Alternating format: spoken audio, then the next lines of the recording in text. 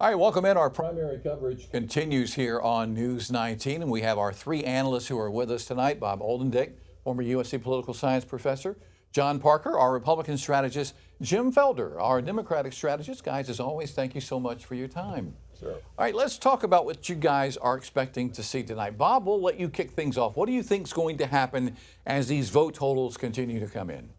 Well, I think we're going to see a lot of runoffs. I think on both the Democratic and Republican side for the governor's race, I think there's going to be a runoff. Pretty sure that Pam Abbott's going to be the top vote getter on the Republican side, and then it's a matter of be Alan Wilson or maybe Ron Reddy, who's been polling up lately, and then three candidates on the Democratic side. It's really pretty close in terms of there hasn't been a lot of polling on the Democratic side, so it's a question of, I think, in terms of fundraising, Billy Webster has raised a lot of money. Jermaine Johnson has name recognition, so it's going to be very interesting to see which two of those kind of fall out as we look at the results come in during the night. And John, on your end, when it comes to what you think is going to unfold this evening? Well, one thing's for sure, we'll definitely be going into runoffs, and we have a fascinating election in front of us. I mean, it's a tight race between a lot of the possibilities, and it's a battle for what coalition really will be the force within the Republican Party this election cycle. You have a law enforcement sort of institutional order with Alan Wilson. You have the Trump-aligned and very business interest with Evett. You have a Freedom Caucus, and then congressional name ID, and then the outsider money coming in with Ron Reddy. All of these different forces that have very clear alignments, which is divvied up the field, and we'll see who comes out on top tonight. All right, Mr. Felder, you've been through a few of these as well over the years. Your thoughts tonight? Well, ditto to what John just said to begin with. But beyond that, it's been an unusual turnout. I did a few checking the polls today. They were midday. It was slow, but that was because of the high early voter turnout, which was a record, as I can tell you. I think there'll be a runoff between Evett and Alan Wilson, and I think on the Democratic side, you'll probably find Webster and Jermaine Johnson. Let's talk about some of those voting numbers, because as of 6:30 this evening, in Greenville County, about 38,000 people had cast their ballots. Charleston County, about the same number. Richland County had about 36,000. Horry County, 30,000. Spartanburg in the upstate with about 30,000. Lexington, 23,000. Anderson, 21,000. We just see this all over the state, some astronomical vote totals here. Who is this going to benefit, Bob? I mean, we got about 3 million or so registered voters in the state, but it seems like twice as many people are casting ballots as they did in the 2024 primary. I don't think that the turnout necessarily to the advantage of any particular candidate on either side. I mean, we know the large numbers, but we don't know how many of those are Democrats, how many are Republicans. In the early voting, it was about 60% Democrats. And so Spartanburg, the upstate, some of that might be to the advantage of Pam Abbitt. But the polling that we've seen in these races has been so close that it doesn't look like that turnout's going to affect them. So we're still looking for a close race in terms of, but large numbers of people showing the interest in kind of how much more kind of involved in everyday life politics has become over the last few years. John? Sure, it's hard to say whose high turnout favors most. Lower turnout almost certainly would favor Alan Wilson, just because the highest in polling we've seen, the highest information voters have tended to gravitate to him. He's been Attorney General for 16 years, worked the Republican base. Many of the tried and true Republicans know him and trust him. And a newcomer like Ron Reddy, where there's lots of money that's been poured in on television commercials, that tends to be good for those lower information voters turning out for the first time. Again, it's as much a question of who turns out as how many, because again, we have these different factions. Each one of those factions could turn out in larger numbers. There are significant numbers of each division, if you will, of the Republican Party that exist within the state. And Mr. Felder, I know there's been a lot of emphasis on the Republican gubernatorial race. But when it comes to the Democrats, a much more low-key affair, if you can say that. 3 candidates there. But with that said, have they energized the Democratic base in getting to the polls today? I think they did. Now, the other thing that's happened this time around, the Democratic Party has a candidate in every race except the Attorney General race. So that has raised the number of turnout and people interested in the race. So many at that level. Then, of course, you got all the local officials as well. I just kind of think that once we get past another 30 minutes, I'll put it that. So the number's going to go up and we'll have a better idea of where we are. Now, you got to remember, you still got an independent fella in the governor's race also. Out of Orangeburg, got, what's his name, Madison? You got Mullins and McLeod in the Democratic race? Yes, what's his Addison. Addison, yeah. He's running as an independent. Okay. So you really got 10 candidates for Governor Hall, and as a result of that, it brings a lot of people out. That's why we've had the kind of turnout we've had this far. We're talking about go ahead, John, you want to say something? Well, on the Democratic side too, I do believe that the redistricting battle that kind of kicked off the election certainly acted, and I don't know how far it carried, or if it's carried all the way up to Election Day, but the threat of losing a Democratic congressman certainly seemed to energize the Democratic base that said, wait, we want to have our voice heard in this election. We've got to get out and vote. And because of who that Democratic congressman was, Sure, yes. Jim Clyburn, that really raised the ante. Folk got really concerned. Yeah, I certainly heard that a lot on out there in the community. Not sure if we have any updated numbers. I know our Erica Glover is in studio this evening. She's watching those numbers as they come in. I believe we're going to get an update, guys, see how many more votes have been tallied. Who's leading who right now? Erica, what can you tell us? Well, JR, those numbers are starting to slowly trickle in, and you just heard from our experts who said there is a high probability, right, of a runoff election for this particular race right behind me here, which we are all very closely watching. We're talking about the governor's race, the primary here. When it comes to the GOP side, this is the most updated numbers that we're currently seeing here. Pamela Evette is coming in at 35.4%. Behind her, we have Alan Wilson at 22.2%, Rom Reddy at 17.2%, and Ralph Norman at 14.7%. So again, the numbers are slowly trickling into our newsroom. Let's go ahead and go to the other side, the Democratic side for the race for governor primary. We have Jermaine Johnson at 55%. We have Billy Webster at 34.1%.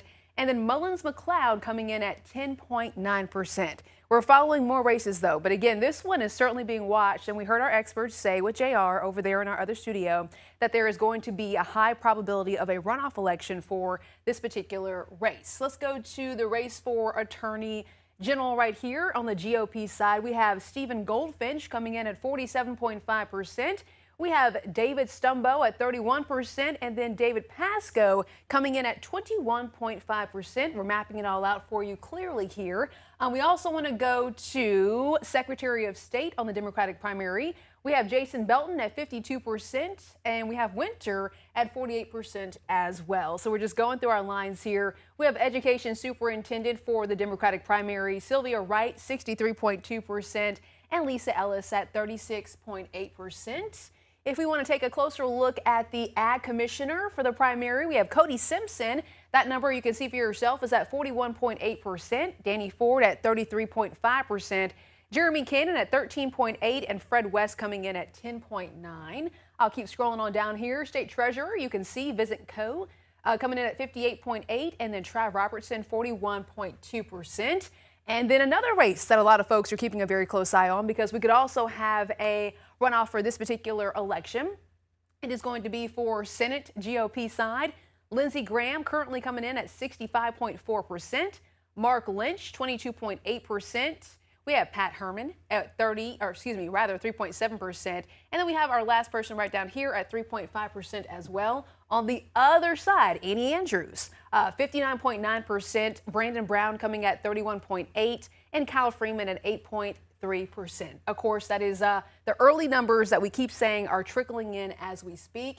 And then we have U.S. Democratic House District 5. You have this particular candidate, Mallory Dittmer, at 54.2%, and Andrew Clough at 45.8%. On your other side here, Maurice Washington, 52.9%, and John Peterson at 47.1. So we're continuing to update these numbers right here in real time. That way you can follow throughout the rest of this very busy Tuesday evening.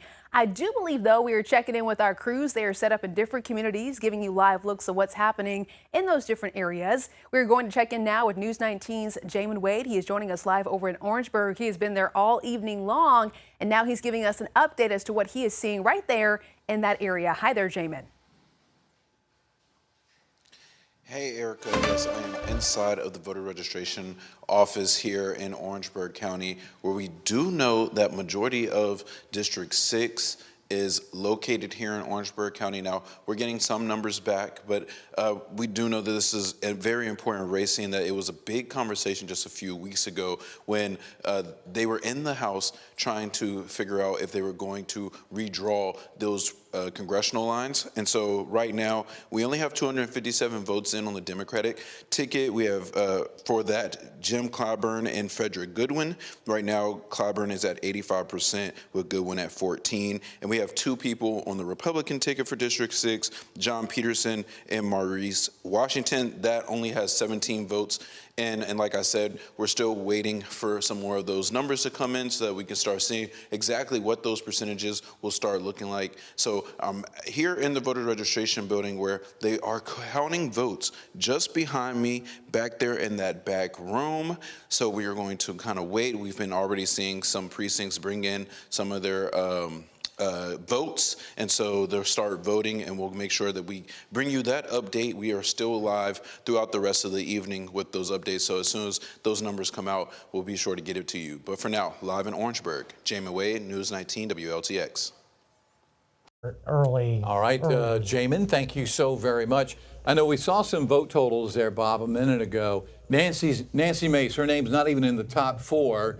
The first district congresswoman, and she put something out on social media today, a poll showing her leading the race with like 30-something%. What's that all about?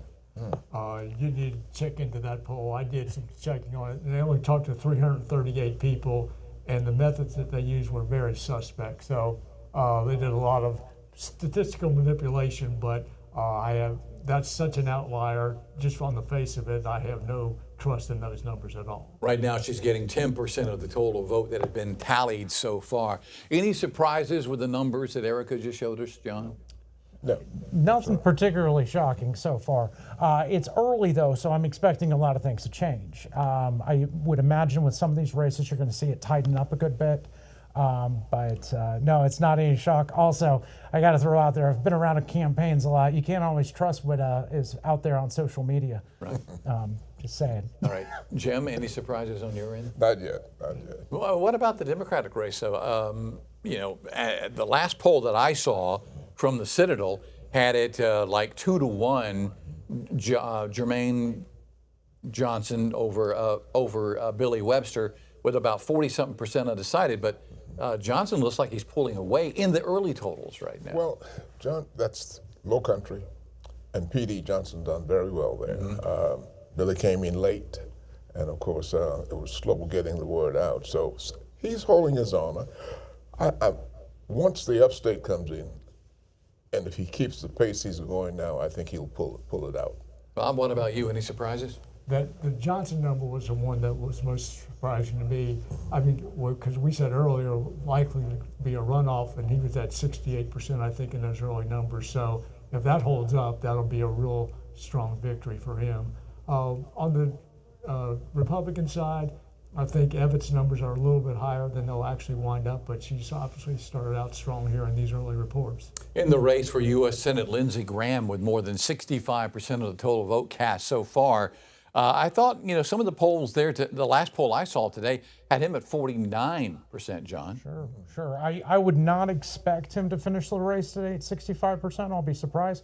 But that is, if it does remain like that, that's a testament to how high the turnout is today. There's certainly been frustration within the Republican primary that we've seen.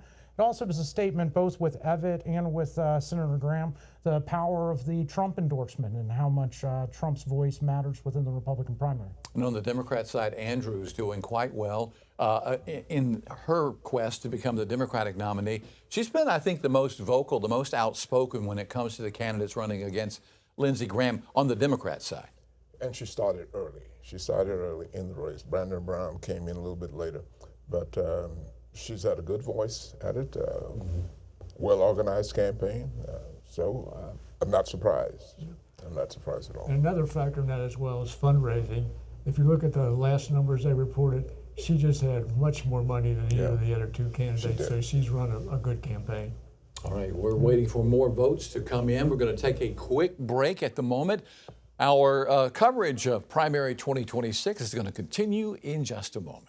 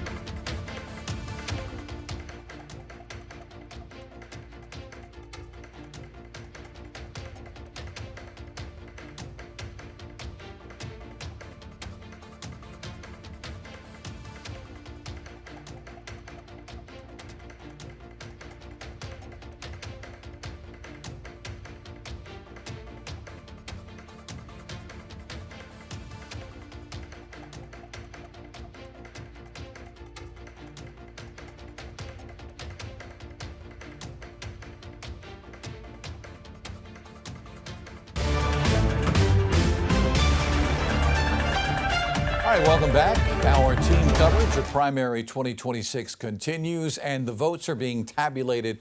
We mentioned earlier some of the polls. I want to take a look at some of the numbers here. The final poll was out today in the Republican race for governor. If we can take a look at those numbers, we can put them up on our screen. There they are. This was from earlier today. This is the way the final poll saw things playing out tonight.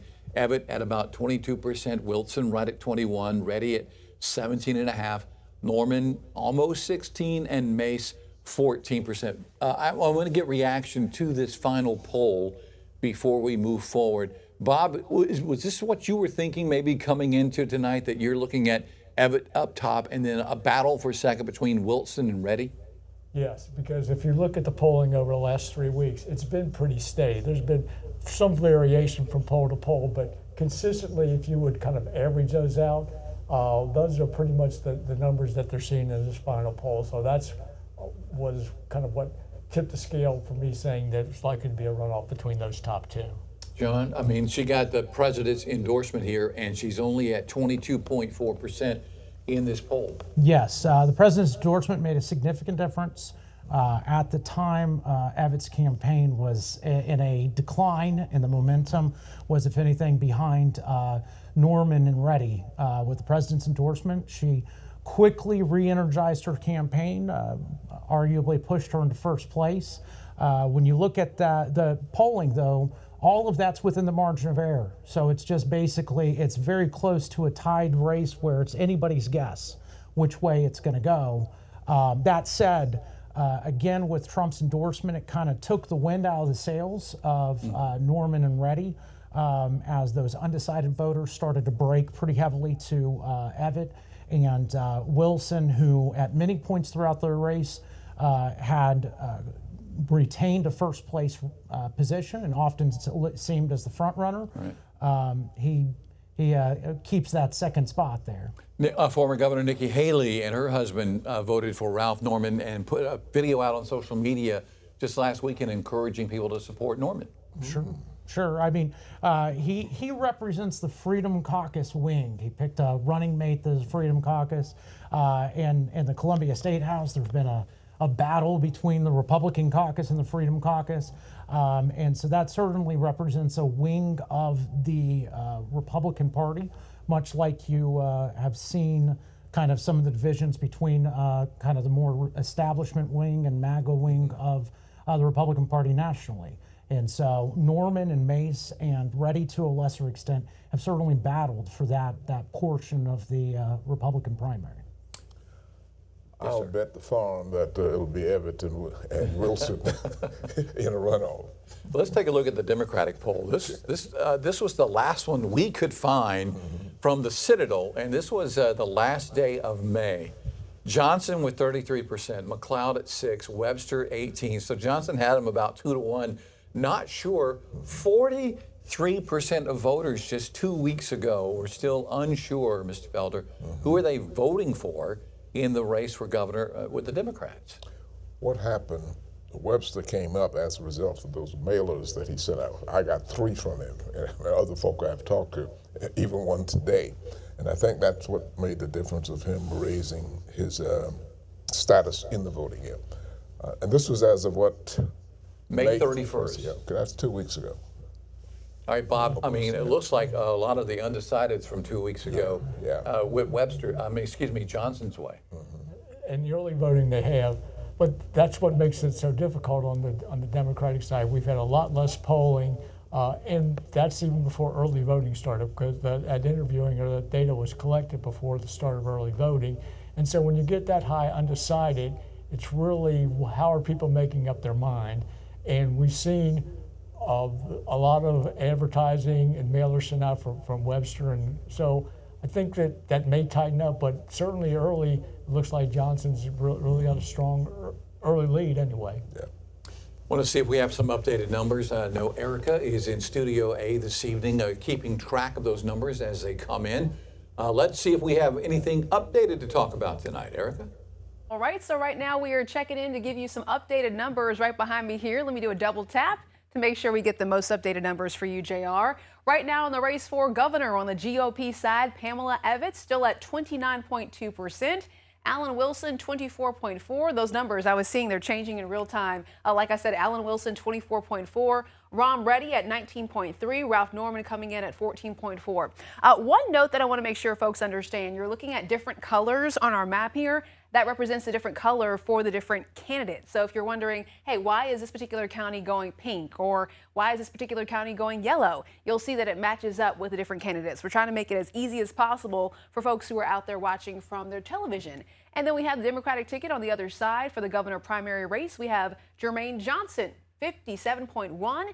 Billy Webster, 31.6%, and Mullins McLeod at 11.3%. We're showing this race first because JR, our experts back there, they were talking about this race and how a lot of folks are closely watching this one for a runoff. So we want to make sure we show those numbers. Let's go ahead and check out too when it comes to, I want to see U.S. Senate, another hotly contested race that folks are keeping a very close eye on. On the Democratic side for Senate, we have Annie Andrews. That is still coming in high at 63.7%. Brandon Brown at 28.5%. And Kyle Freeman at 7.7%. Let me go to the GOP side, see what's happening here. All right, we have a lot of red here. That color representing Lindsey Graham at 60.7%. Mark Lynch coming in at 25.2%. Thomas right there, you can see at 5.0%. And then we also have this one at the very bottom here, 3.7%. So again, the numbers, I can tell you, they continue to increase when it comes to the numbers that are coming into our newsroom, which then means we are updating our tallies here to keep you in the know. I do believe we're going to be checking in with our reporters. They're going to be joining us coming up at about 8 o'clock live in the field, giving us the perspective there at different locations in Orangeburg, Richland, all of that to make sure you are staying in the know as well. Keep in mind, I don't know the exact time right now, but the polls, they're closed. Folks who were in line at 7 o'clock, they're still able to get there and vote, but it's not the time where you can still get in line out there. So keep that in mind as well. We are going to be checking back in, but for right now, we're going to take a quick break.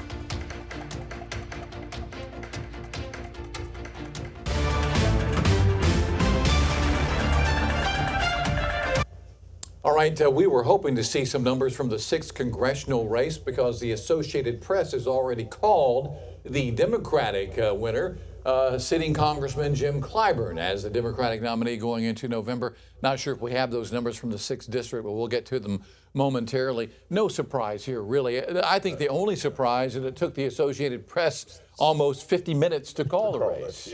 Yes. No surprise at all on that one. John? No surprise. My big question is this going to be his last term? He might.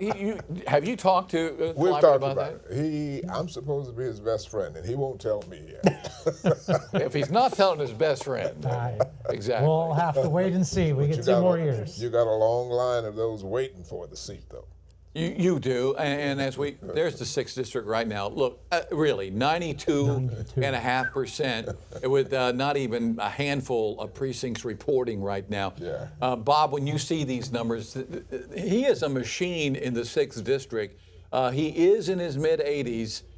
In a couple of years, 2 years older. He's 86. 86, you would know. And you know, if they deal with this redistricting again, if they come back next year, I mean, could this be Jim Clyburn's last hurrah? It could be, but we can predict in what's going to happen in November. He's going to get 64.6%. I mean, we know what the machine's like. Yeah, I mean, the redistricting battle that's gone on in 10 states this year, we've seen in the software that has been developed is so good in terms of how they can calculate the districts that I think that it's quite likely that they could make a district that would effectively eliminate that seat. There's a danger there, though, because people are going to get more attuned to this and say, you know, that's not really right. I mean, we've already seen some backlash in some of the states and some of the, and say, well, because when you dilute that one district, you make all the Republican districts a little bit closer. And 55-45, that's pretty comfortable. 53-47, then you get big turnout, or you get an economy or some big issue. They think it could be 7-0. It could be 5-2 if you're not careful. Jim, I know you say the congressman, one of your best friends there. Can you share anything that he told you during this whole process? I know at the end of the day, he said South Carolina voters did the right thing, the lawmakers did the right thing. Was he worried at all that this might not go his way and that the redistricting wouldn't take place? He wasn't too worried. He didn't seem concerned about it at all. He just said, this may be our luck, we'll be able to pick up 2 seats. That was his concern. The way they were going to draw it. Right, the way they're going to draw it, because you'd have more influence. It might not be another black seat, but maybe another Democratic seat, is what he's saying. And so I'll have company up there, as he says. All right, 8 o'clock is our time now here on this Tuesday night. It's primary 2026. As the vote totals continue to come in, our Erica Glover is in studio tonight with an update on what we're seeing. Erica? Well, hi there, JR. For anyone who is just now joining us here on WLTX Plus, we are watching and following the breaking news update. Not too long ago, the Associated Press, they called this particular race. They are saying that James Clyburn coming in at 92.8% when it comes to the U.S. House District 6. A lot of folks are following this story, of course, when it comes to the battle over redistricting. And now we're seeing the Associated Press call this particular race. Again, James Clyburn coming in at 92.8%. Down here at the bottom, Frederick Goodwin coming in at 7.2%. And we're going to see those numbers as they slowly come in. The Associated Press then will then call those races, and then we'll update them live here on WLTX Plus. As I mentioned, we have our reporters who are spread out near and far, showing you different perspectives and different parties that are taking place tonight. We're going to check in, I believe, with News 19's Josie Frost. She is joining us this evening, giving us an update. Now, Josie, tell us the exact location that you're at right now. Erica, I'm here in downtown Columbia at Market on Main. This is where Alan Wilson is holding his watch party, where his supporters are here cheering him on, along with his lieutenant governor ticket mate, that's Senator Mike Rickenbaugh. Now, Alan Wilson is just one candidate for governor. Obviously, we've talked about this is a 5-way race right now with current Lieutenant Governor Pamela Yvette from the upstate, Congresswoman Nancy Mace from Charleston, Congressman Ralph Norman from the York County area, and businessman Rahm Reddy from the Low Country. Now, this is an extremely significant primary for governor. The current governor has been in office for a decade. He is South Carolina's longest serving governor, Governor Henry McMaster. So this will be the first time that Republicans will actually be sending a new candidate other than McMaster to the general election in November in several years. Now, earlier today, I got a chance to talk to the chairman of the state GOP party, Drew McKissick, about why this particular primary is so consequential. Listen to what he had to say. Because it's open, that generates a lot of interest. You've got a lot of strong candidates that are out there running, a very competitive primary, but we're used to that as Republicans in South Carolina. We're sort of brass knuckles and sharp elbows, right up until the time the runoff's over. And then our job is to put the pieces back together and make sure that we can have a good, strong campaign team going into the fall. Now, of course, as I mentioned, this is a five-way race, and it is really anyone's game. As we've talked about before, a candidate has to get at least half the votes in order to avoid a runoff. So our experts have predicted that it's likely that this will head to a runoff if two candidates cannot get half of the vote. So we'll be continuing to monitor those results as we go into the evening. Erica. All right, Josie, thank you so much. And because you're talking about the race for governors, let's take a closer look at the most updated numbers right behind us here when it comes to the GOP side. Pamela Evette, double click to make sure I'm good here. Okay, 27.8% for Pamela Evette. Alan Wilson, who we just heard Josie talking about, 25.7%. Ron Reddy at 17.1%. Ralph Norman coming in at 16.8%. On the Democratic side of this, Jermaine Johnson still at 58.4%, Billy Webster at 31.5%, and then Mullins McLeod coming in at 10.1%. I also want to make it clear, I know folks are joining us at different times throughout this broadcast, right? So tonight, as you're watching the numbers come in and you're wondering why these different counties are different colors, just please keep in mind, if you see the red one, that's for Pamela Evette. We have it for red in the background of her photograph, and then so on and so forth. Alan Wilson, you see is pink. So when you see a pink county here, if I went to, let's see that pink county, if I tapped here, so Newberry, you're going to see different counties reporting at different times. And then if I click out, let's see if I do this, there we go. Then you can see all the different counties and the different colors and the different numbers there. So again, Josie was covering the race for governor that she talked about. It's going to be a runoff election, most likely. And we're going to tap back in with our experts and JR joining us in our other studio to talk more about everything that's happening here tonight. JR. All right, Erica, thank you so much. Yeah, we were just here talking amongst ourselves about the numbers in the Democratic governor's race. We were all thinking it might be a runoff, and it still could be that before the night is over. But Johnson seems to be maintaining that lead, and it seems like, Mr. Felder, he has won over the undecided voters, as he's got a pretty significant lead over Billy Webster right now. I have to admit here, that is true, that is correct. I don't know where those votes are coming from just yet, but I just kind of thought that Billy would have a stronger Midlands push. But of course, Midlands is Johnson's territory. But apparently he's doing well in Charleston, also in the Low Country as well. Any surprises, Bob?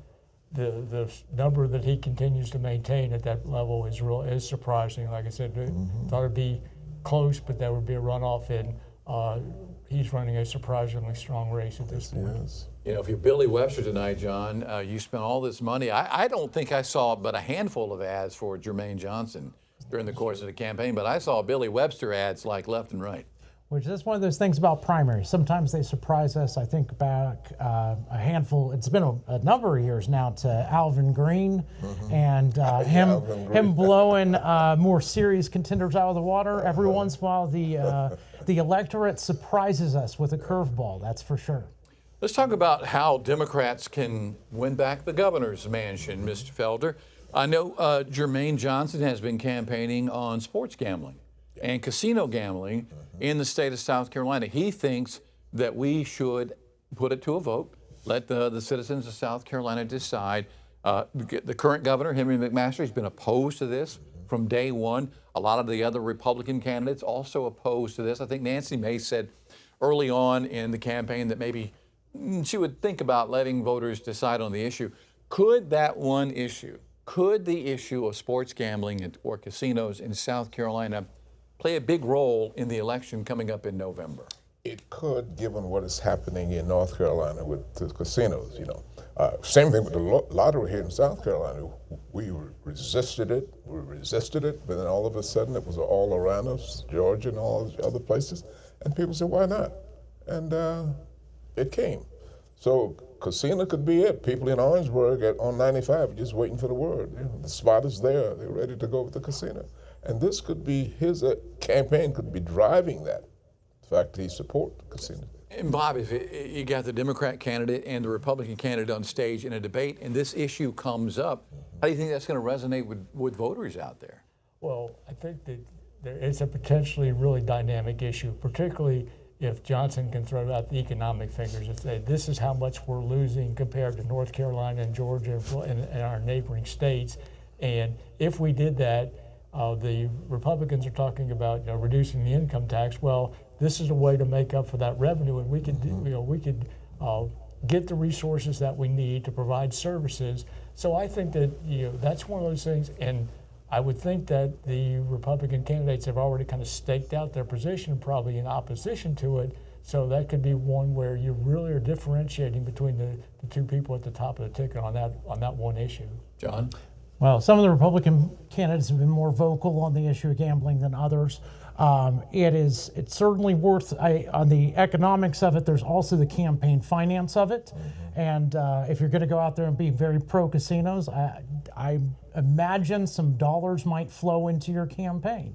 There's certainly a long history of the gambling industry being willing to prop up candidates for voters. And the money is the mother's milk of politics, for sure, as you get those mailers and ads are very costly.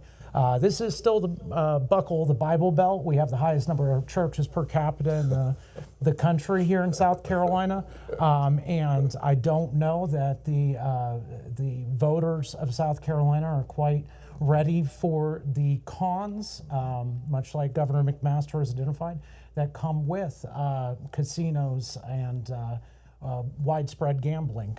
There's definitely pros and cons, and the benefits may not outweigh the cost. As supporters of the issue, though, Jim, they point out the state lottery, and it keeps growing year after year. You know, the state lottery was solidly opposed by the Baptists in South Carolina, black and white. They did not want the lottery. But once it was here, everybody's smiling. All of a sudden, it's an educational support issue to find ways to justify it. And that may be the same thing that could happen with the casino here.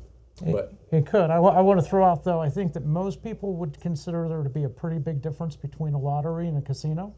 It's a physical location, and a scratcher is just not quite the same as a roulette wheel in terms of the addictive nature of it. So we'll see how South Carolina voters respond to it and what the attitudes prevail. Yes. Bob? Well, one of the things you've seen the kind of tremendous influx of people from other states. I mean, we're a very fast-growing state, and there are people that are coming here from certainly in the Northeast where they have casinos, where they have gambling. So demographically, it's not a huge change, but you've got word of mouth and kind of this is not such a bad thing. Which I want to throw out just as a widespread across the country right now. We have seen a lightening across the country on all gaming issues as prediction markets and cryptocurrencies and other things that are gambling adjacent have swept the nation. And when you tune into ESPN and you see FanDuel and you already have the ability to hop online and play an online poker game anytime you want to with a VPN or maybe without one, that certainly changes the dynamics of the numbers. Generally, once people start taking up activities, it's much harder to take those activities away or justify keeping them away from people that are participating in them. All right, we're going to send things back inside Studio A. Erica Glover is standing by with more in the studio. Erica? Well, hi there, JR. Yes, we are taking another look at the numbers updated right behind me here, specifically when it comes to the Attorney General GOP side. So Stephen Goldfinch coming in at 43.4%. David Stumbo, 32.3%, and David Pasco coming in at 24.3%. So we're taking a closer look at the most updated numbers here when it comes to this race. And we're also going to go ahead and let's check back in and see if we have any most updated numbers here when it comes to the governor primary. Pamela Evette still there at 28.6. Alan Wilson at 24.8. Ron Reddy at 17.3. Ralph Norman coming in at 17%. And Jermaine Johnson, 58.3. Billy Webster, 31.6. This is on the Democratic side. And Mullins McLeod coming in at 10.1. I also want to make sure that let's see here. Let's see, I'm going to try to go one more. Okay, we'll try this one again. The Ag Commissioner, GOP, Cody Simpson coming in at 40.1, Danny Ford 35.1, Jeremy Cannon 13.7, Fred West coming in at 11.1. I was making sure for folks who are joining us that they know that the Associated Press, they called the particular race when it came to Clyburn, saying that he is the projected winner for that race. Right now, though, let's go ahead and check in. We are checking in with our News 19 reporter. I believe we are going in the field to see what she is doing right now. She is talking about what goes into this day when it comes to poll workers. There she is, giving us an update about what you're seeing in that particular location. Hi there. Hi, Erica. I am here at the State Election Commission office in downtown Columbia, and I got to sit down with State Election Commission Executive Director Conway Belangia, and he talked to me about how much poll workers mean to today, the primary election, and again in November, the effort they put in and who they are to us. Take a listen. So our poll workers, we owe them a tremendous gratitude for the work that they do. They are there all day long from 6 in the morning until probably 8 or 8:30 at night. And it's been a long, long day for them. And we thank them for the job they do. Keep in mind, those poll workers are nothing but our friends and neighbors who are doing a civic function in helping conduct elections. You know, don't throw them underneath the bus if something didn't go your way. They don't have any control of who's on the ballot or how many votes are cast. You know, the poll workers are just there to conduct the election. And as that state election commissioner, Conway Belangia, told us, the poll workers are essential to today. And it's around a little after 8 now, so those poll workers are heading back to their voter registration offices, bringing all the ballots and equipment, returning it, and getting those numbers in. Now, Conway Belangia told me that this is really about the counties. He's passing it off to the counties when it comes to these races. Now, they're going to give their totals here to the State Election Commission office today, which will in turn be updated on scvotes.gov for the most up-to-date unofficial results. Now, he did really want it to be known that the official results won't be released until this Friday at 2 p.m. Those will be the official state election results, and they will be worked on over the next 2 days to make sure any absentee ballots, any ballots that might have not made the count are accounted for those final totals to come in. I'm live here at the State Election Commission. Kiki Gushu, News 19, WLTX. All right, Kiki, thank you so much. It is quite the process, and it takes a very large team to make all of this possible when it comes to getting those final votes counted. This is the race that I wanted to check back in on. We are looking at the GOP U.S. House District 2. We see Joe Wilson in the lead here at 75.6%, but those numbers are still coming in. And on the Democratic side, as I mentioned before, we checked in with Kiki. When it comes to House District 6, James Clyburn coming in, the Associated Press calling this race. We have the check mark right there at 92.7%. And you can see for yourself, Frederick Goodwin, 7.3%. The Associated Press called this about 30 minutes or so ago. All right, stay with us. Much more to come on this primary day on this Tuesday night right here on WLTX Plus. So stay with us.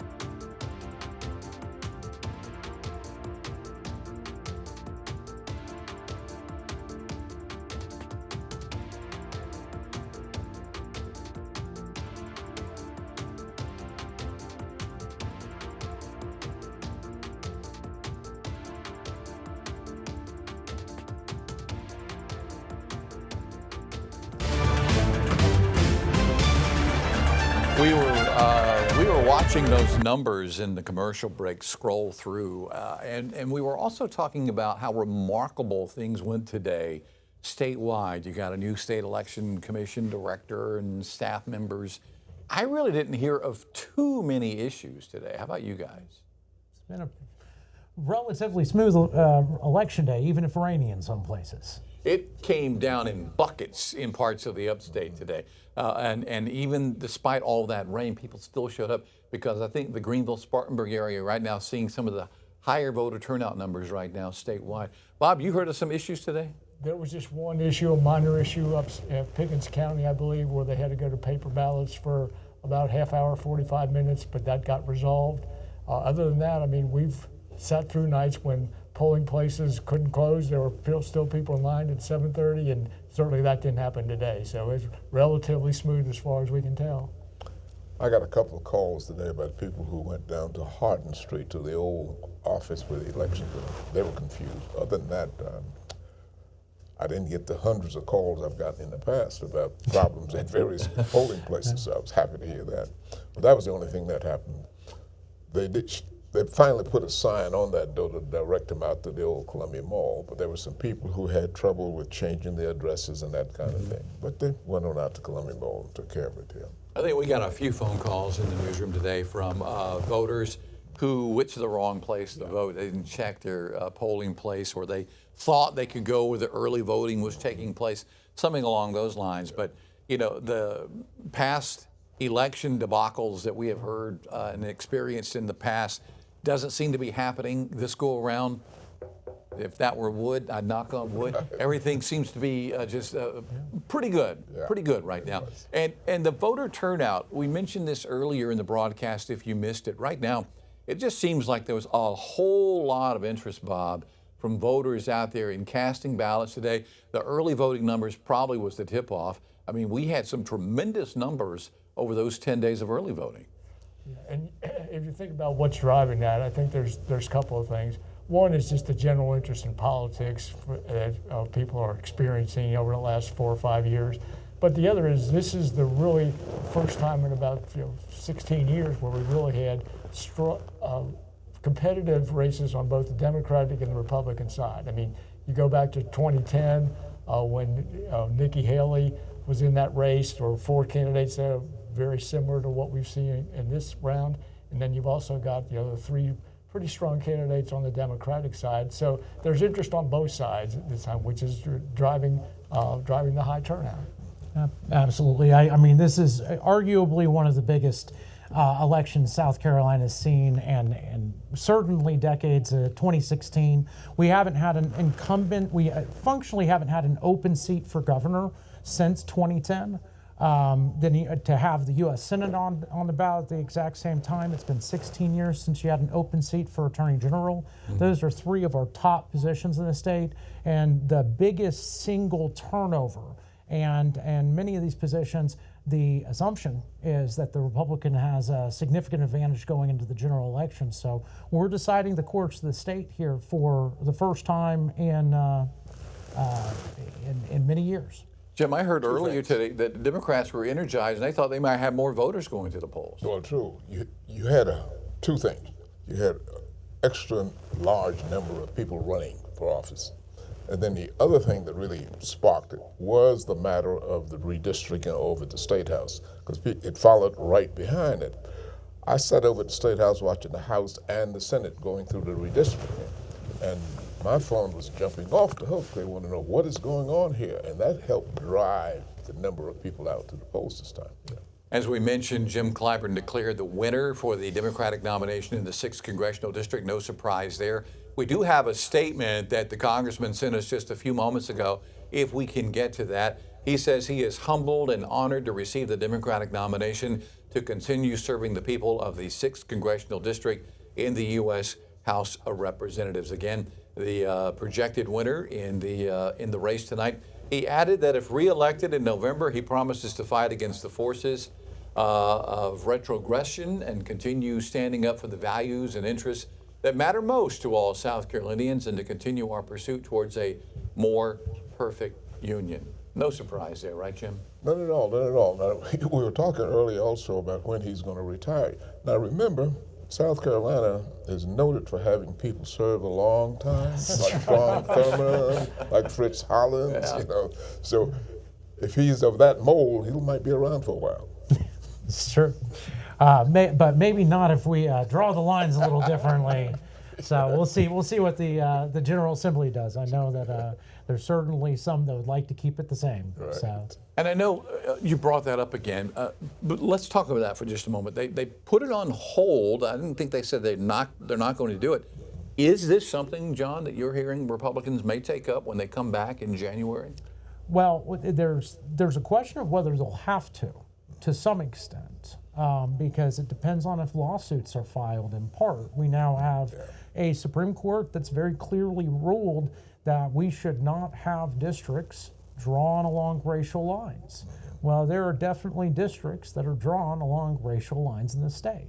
And so there's a question. I think there's a lot of, obviously there's a lot of resistance to it, but then again, the number one reason that we didn't redraw the lines came down to running out the clock and the fact that votes had been cast and we were not going to make changes after votes had been cast in an election. So we'll see what happens. I think another thing that happened, finally, a couple of Republicans got upset that they were being told what to do. Absolutely. Okay. Well, we were rushing a process. Exactly. Like in all fairness, we were rushing a process without question because redistricting is a very serious process that should be taken very seriously.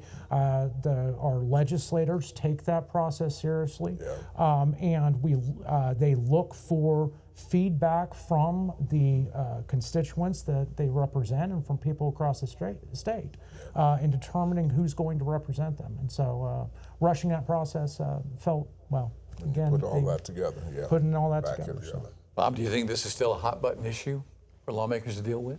Yes, I mean, I think that not just in South Carolina, but as we've seen, depending upon what happens in the 2026 elections, and if those states that did redistrict, they actually pick up seats and nothing goes sideways, the other states are going to look at it and say, do we have an opportunity, particularly if that particular party controls both houses of their General Assembly plus the governor's office, where they can do it fairly easily. So, yeah, but it's going to be something that we'll look at the results, and it's not something that's going to go away.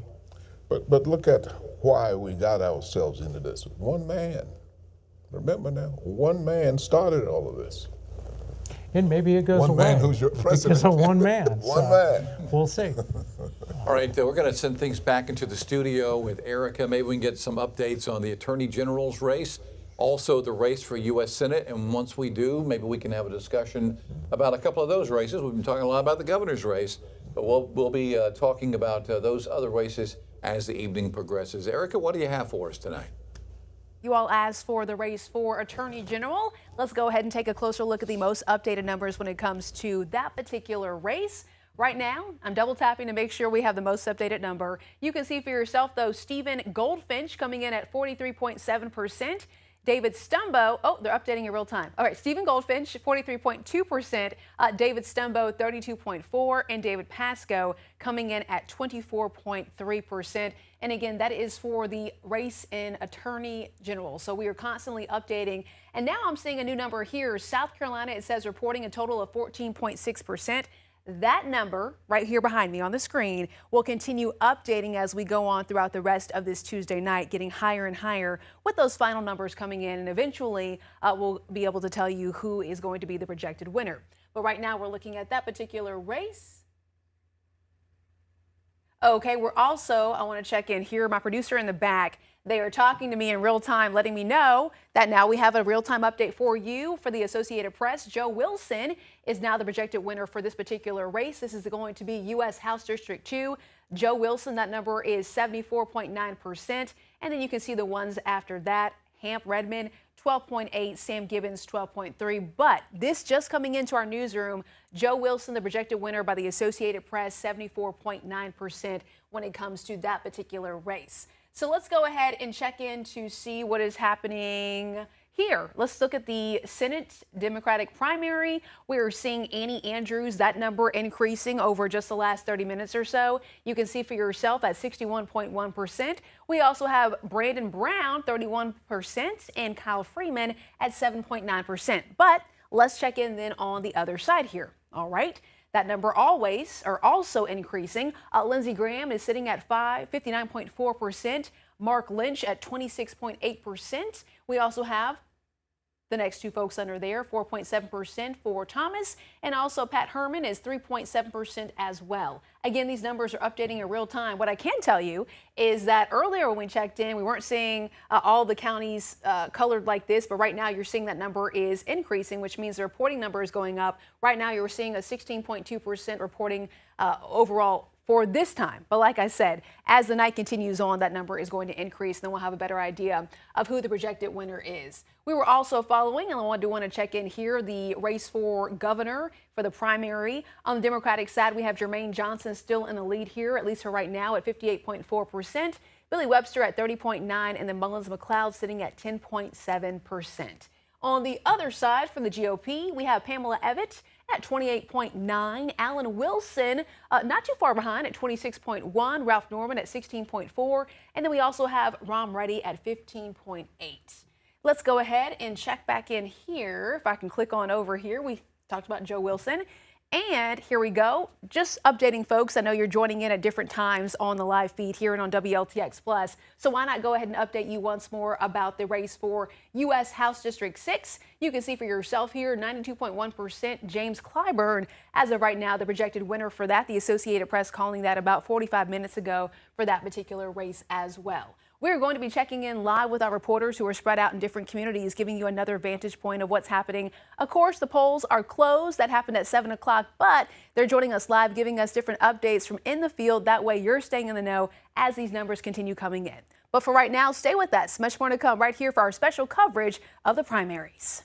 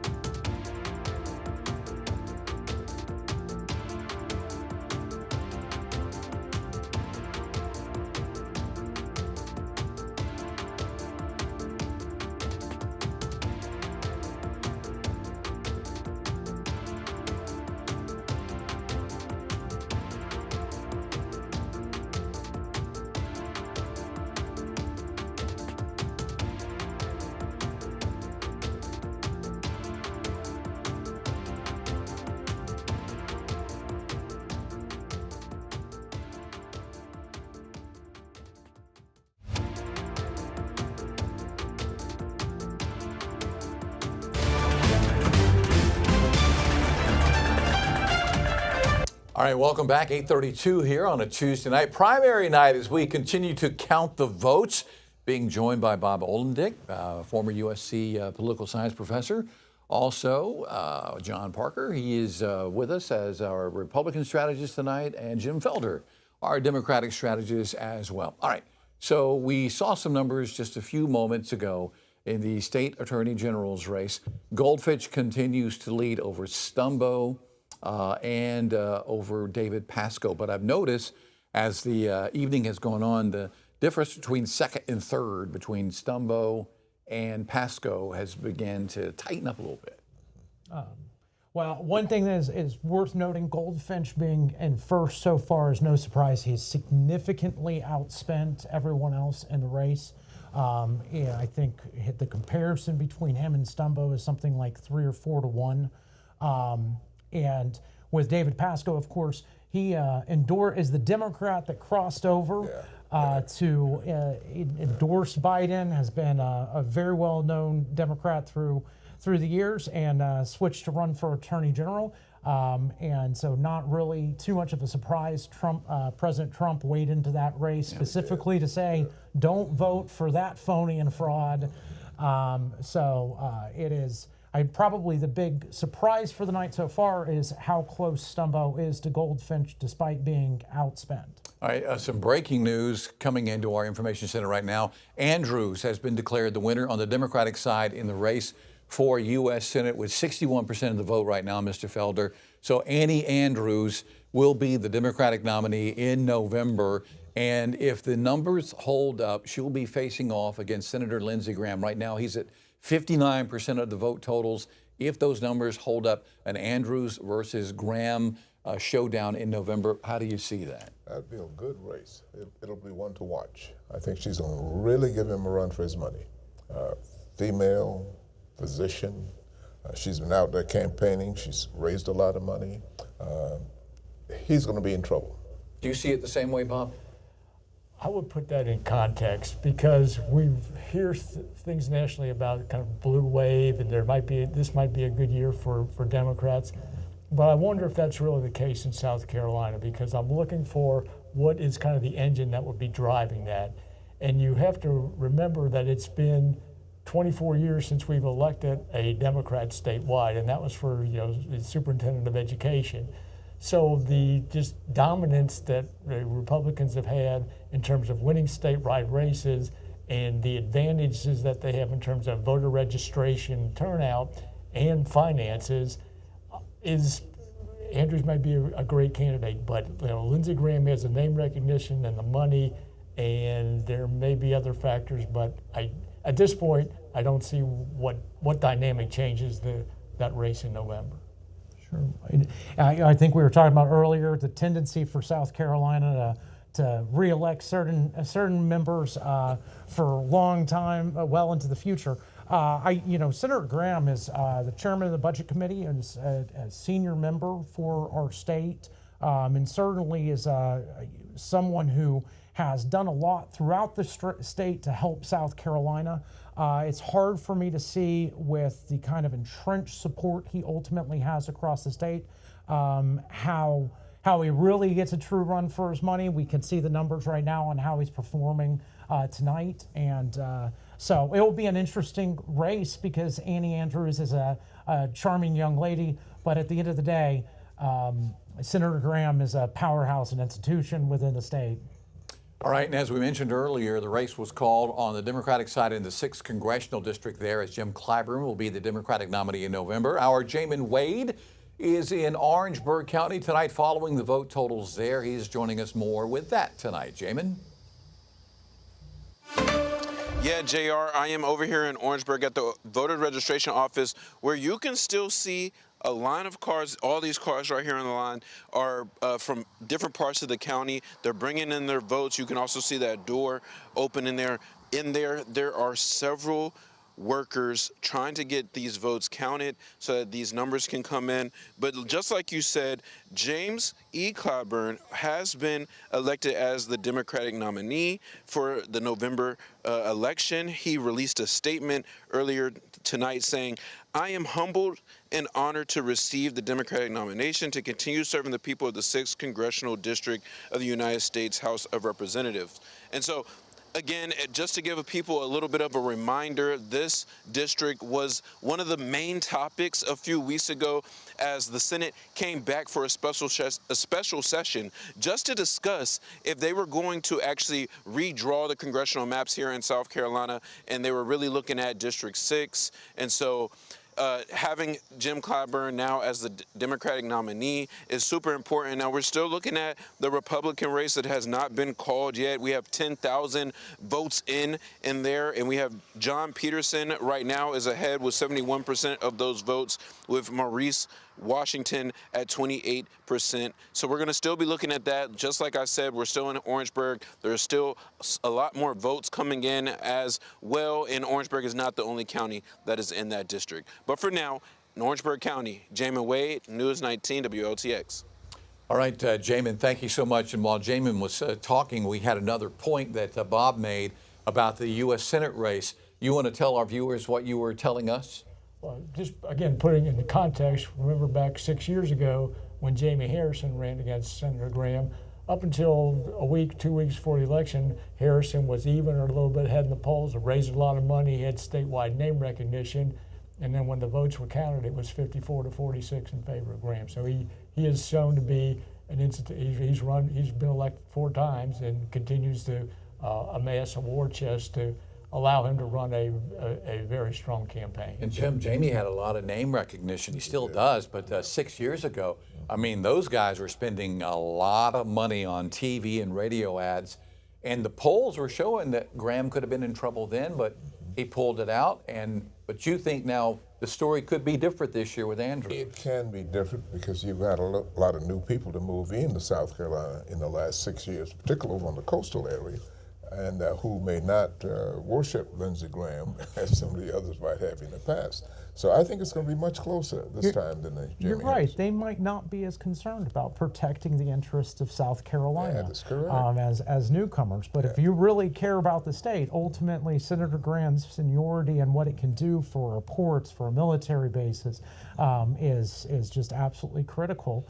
And I think there are a lot of voters that do understand that when they go to the polls that, hey, I'm America first and I'm South Carolina first. But then there are those who say, well, what has Lindsey done lately? How much has he brought into South Carolina? Jim Clyburn brought in more than Lindsey and all the others combined. What do you say to that? Well, we see Jim Clyburn's numbers as well. So, and I think there's really no question. I mean, again, from the reports on down, Senator Graham's on the Budget Committee in the Senate. So ultimately, Congressman Clyburn in the House and Senator Graham in the Senate ultimately kind of are working separately but hand in hand for the state of South Carolina. The president gave his endorsement to Lindsey Graham. No surprise there. He did not make a visit to South Carolina, did not campaign for him for the primary.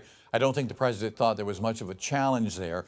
But if the president thinks there's going to be some sort of reason to come to South Carolina to campaign for Senator Graham, if he's the Republican nominee, that would not be out of the realm of possibility, correct?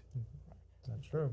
And put that in the larger context of control of Senate, there have been a couple of studies that have come out in the last several weeks where it looks possible, maybe not likely, but possible that the Democrats could pick up the 4 seats they need to take control if Maine and Ohio and North Carolina and Alaska and Texas all are in play. So if it looks like this race is competitive, then we could see the president kind of weigh in down here and bring some national funds and that endorsement to this race. The president endorsed Pamela Abbott, the lieutenant governor, in this race long before, or I should say long after, we were seeing TV commercials where Pamela Abbott was using clips with President Trump. You know, Pamela Abbott, you got a great lieutenant governor, but he had not endorsed anyone just yet, but he did endorse her.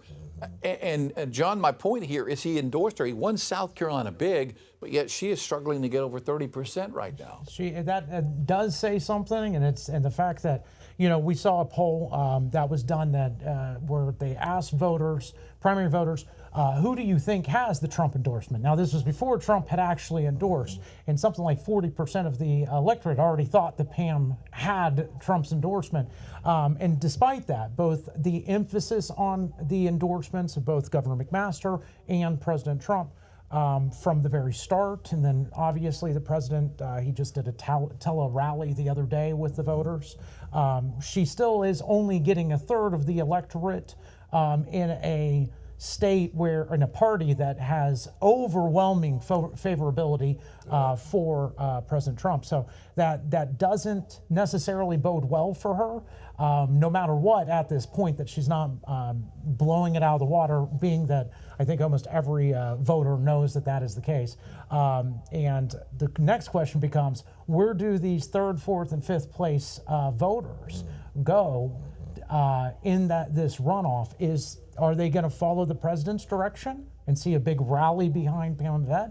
Or are they going to go with a face they're more familiar with Alan Wilson? Bob, we've talked about this a lot in the newsroom as well, amongst ourselves in there.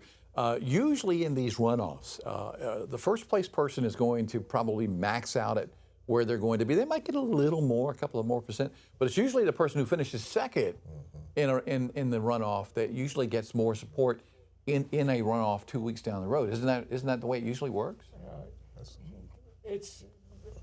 It happens a lot, but the first place, again, it depends on the margin because, again, if you go back to 2010, I mean, at that point, Nikki Haley won almost 50%. So it really doesn't matter. If it's 30-28 like it is now, then you see who are those third, fourth, and fifth candidates, who are they most aligned with?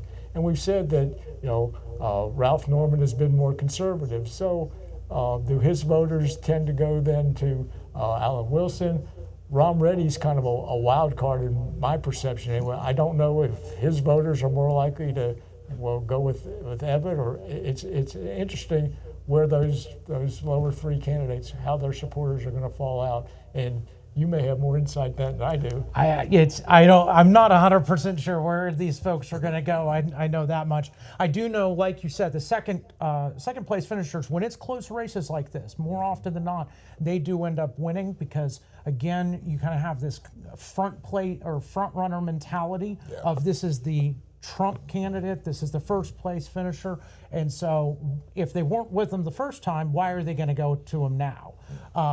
In this with Norman's voters, that's going to be a critical race to see who these other candidates ultimately end up backing. With Ron Reddy, for example, he's looking for more of an outsider status. Well, both are elected officials, Yvette and Wilson. Yvette might be a little bit more of an outsider than Wilson, coming from Ohio and everything. But ultimately it's a lieutenant governor and attorney general. So who is an outsider when you have two elected officials? All right, we're going to go back inside the studio. Our Erica Glover is standing by. I know these vote totals have been coming in hot and heavy over the last few moments. We're going to see if we have any new numbers in the race for governor, attorney general, the U.S. Senate. Again, we do know that in the Democratic Senate race, Andrews has been declared the winner. Wilson's been declared the winner on the Republican side for the 2nd Congressional District. Clyburn the winner in the 6th Congressional District. So some breaking news there throughout the evening. But let's find out how tight the race for governor has become on both the Republican and the Democratic side. Erica? All right, JR, we will check in on that in just a moment. But like you were saying, we do have some breaking news updates. I keep refreshing my email, looking to see if we get any kind of email update regarding Annie Andrews, because as you mentioned, JR, right now the Associated Press is saying that she is the projected winner for this particular primary race, coming in at 61.3% when it comes to the Senate Democratic primary. If we go on over to the GOP side and take a closer look at this perspective, Lindsey Graham is coming in at 58.5% in the lead there. Then we have Mark Lynch, 27.7%. And then let's go ahead and click on over as you were talking about the race for, governor on the GOP side of things. We see Pamela Evette, the number is currently at 29%. And then right behind Pamela Evette, we have Alan Wilson at 26%, and we have Ralph Norman at 16.6%, and Ron Reddy coming in at 15.6%. These are the most updated numbers that are changing quite literally in real time. That's why you're seeing that number right here, the reporting number. It is ticking higher and higher, and it will continue doing that as the night goes on, as we collect those numbers and those votes that are coming into the newsroom. Our producer is saying something in the back there. Just want to double check. Okay, so we are going on here. Let me make sure. Let's see. I want to make sure. Can y'all tell me in the back? Hold on. Let me see. I'm going on. We have Jermaine Johnson. Hold on one second. Trying to see if I can get on over to See, 1 It second. is the race for governor. Yes, here we go. Sorry, I was we clicking go. on over and it wasn't going with me.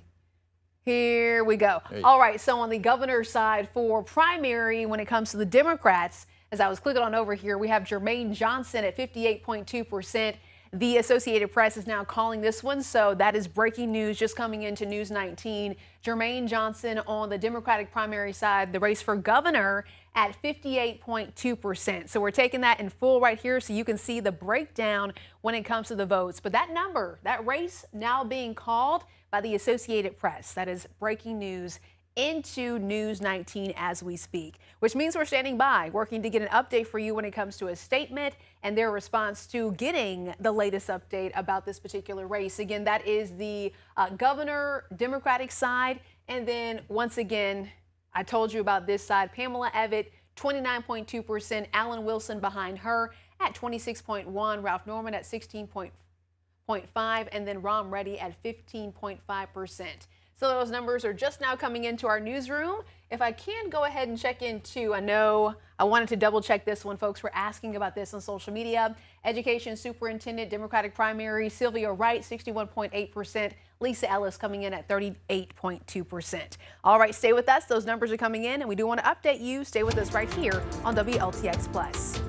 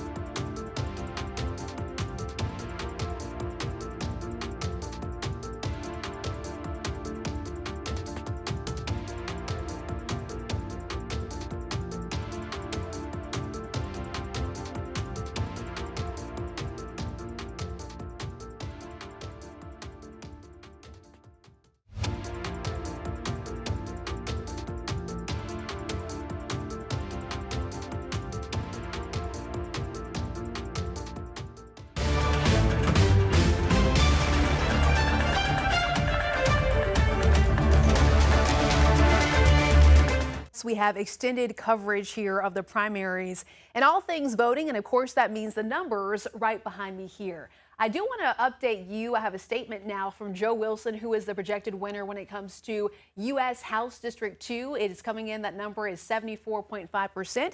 You can see it right behind me here. But I was checking my emails to see what statements are coming in. And Congressman Joe Wilson writing, quote, "I am deeply grateful to the people of South Carolina's 2nd Congressional District for their continued trust and support. Tonight's victory belongs to every voter who participated and made their voices heard." He goes on to write, "I am honored to represent the people of the 2nd District and to continue fighting for limited government, expanded freedom, and peace through strength.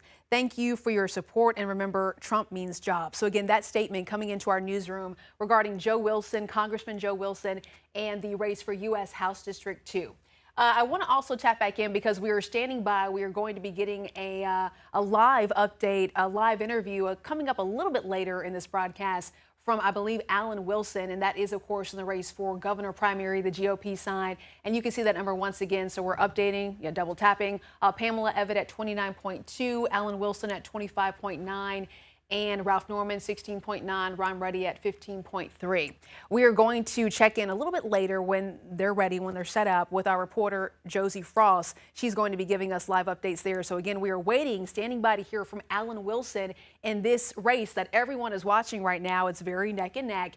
And we're going to check in right now with JR. He is in our other studio speaking with the experts about all of tonight's races. Hi there, JR.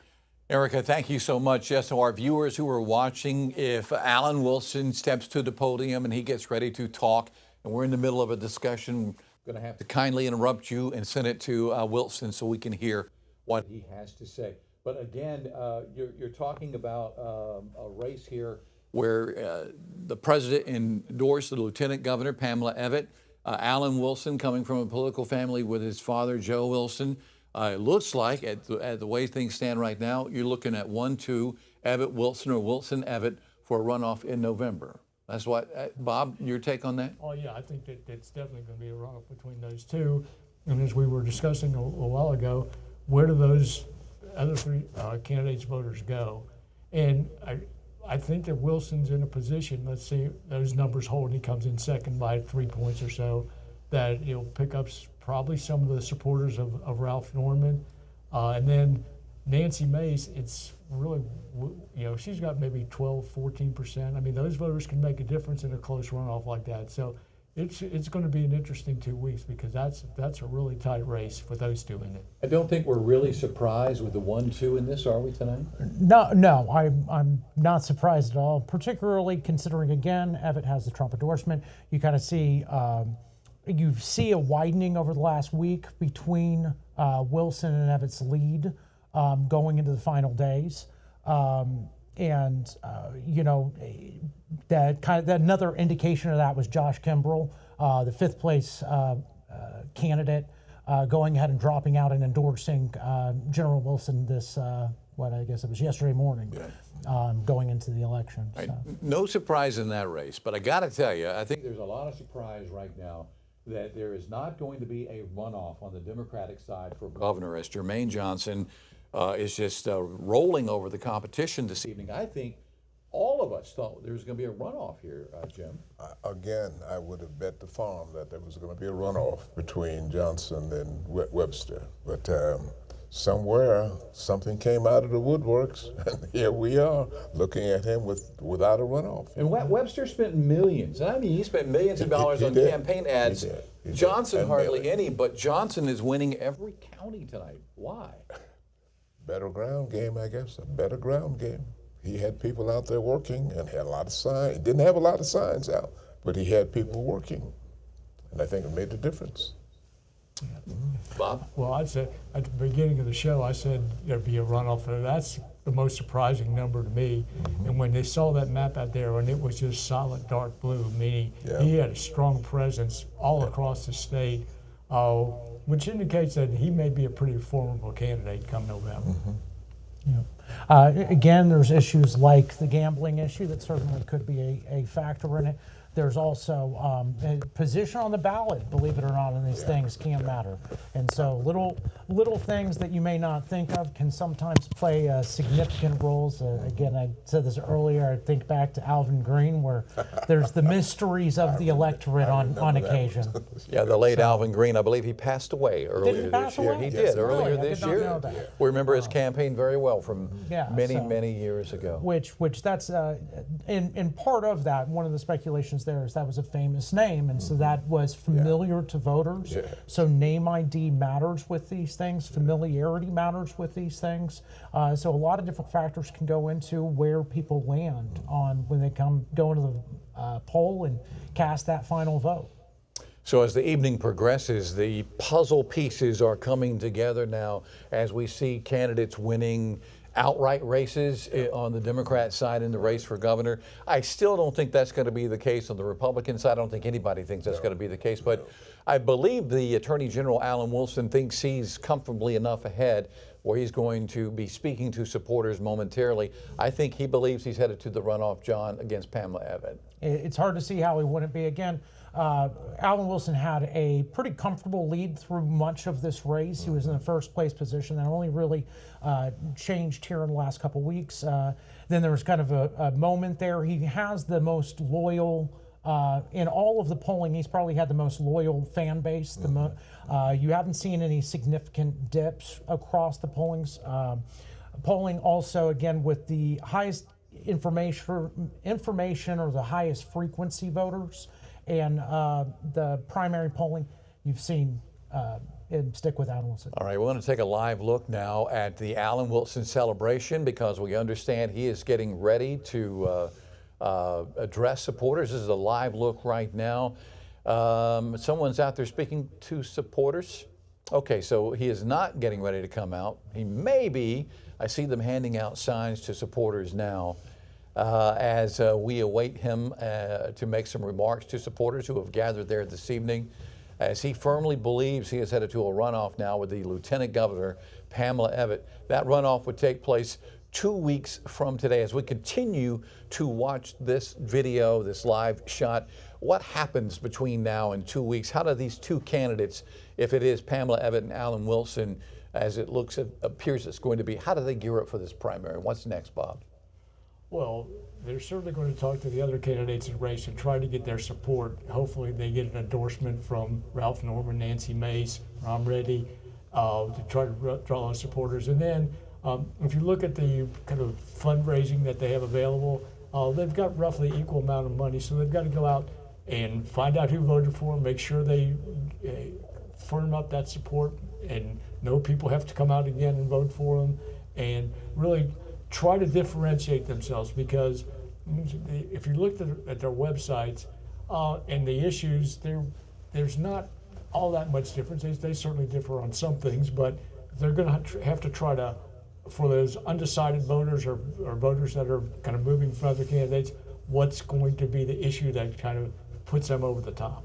So what happens, John, over the next 2 weeks as Republicans gear up for this runoff? Well, first, again, they need to be going to those other candidates and finding out where those other candidates are going to endorse and what direction they're going to push supporters. Another thing with Alan Wilson is that he has picked his lieutenant governor candidate with Mike Rickenbaugh, which has been a very popular choice. The other candidates had not chosen a running mate. No. So that is an issue that still remains on the table and a card that Lieutenant Governor Evette could potentially play. And you say a card she could play. Could she say, hey, Ralph Norman's my running mate, Nancy Mace is my running mate? Certainly. So she could try to pick up one of these other candidates and say, hey, join the team and hopefully bring your voters with me. The lieutenant governor issue, of course, was one of the issues that sort of was a firestorm for a moment just prior to the election, too, with originally Henry Jr. being a potential pick that the president threw out there when he endorsed, and then ultimately deciding to go a different direction. And so we'll see whether that lieutenant governor factors in addition to trying to pursue those voters. And Mr. Felder, Democrats seem united with their candidate. What do they do the next 2 weeks as Republicans get ready for this runoff, which is probably going to be pretty spirited and pretty heated over the next 2 weeks? It will be. It will be. To see that all blue sky there for Jermaine Johnson, but still there's a lot of work that still is going to have to be done. First of all, got to smooth the water out. These candidates are going to have to come together, because this is a surprise to almost everybody. We expected Johnson to do well. I did too. And I just knew there would be a runoff, at least between him and Billy Webster. But somewhere along the line, there was something going on just below the surface that we didn't pick up. Right. And there he is. Yeah. Well, we mentioned, go ahead, Bob. I was just saying, do you have any indication who he might pick as his lieutenant governor? No, I don't. No, I don't. I'm going to try to find out as quick as I can. As they gear up for the general election campaign, Yeah. that could be his place to start. Exactly. Well, you know, Jermaine Johnson, a very popular athlete in the low country of South Carolina for many years. Now a lawmaker here in Columbia, and he's running a campaign. One of the big issues he's running on is that sports betting issue here in South Carolina. Breaking news, the Associated Press now says no runoff for Lindsey Graham. He is the winner of the Republican primary in South Carolina. Bob, this is real-time breaking news. John, Jim, any any surprises here to you guys?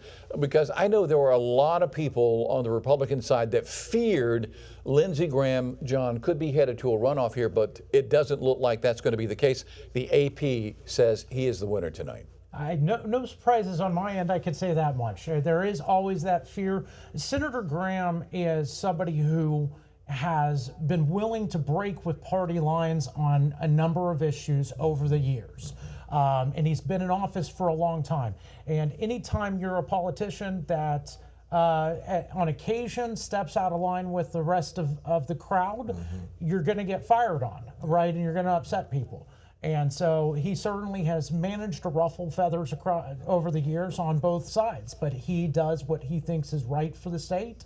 So it's no surprise that you get that negative that pops up on the polling. But at the end of the day, I think the voters continue to decide we're going to stick with what we know and not run a risk or gamble on someone we don't. We're going to stick with somebody who has power and influence to help the state. Any surprise there?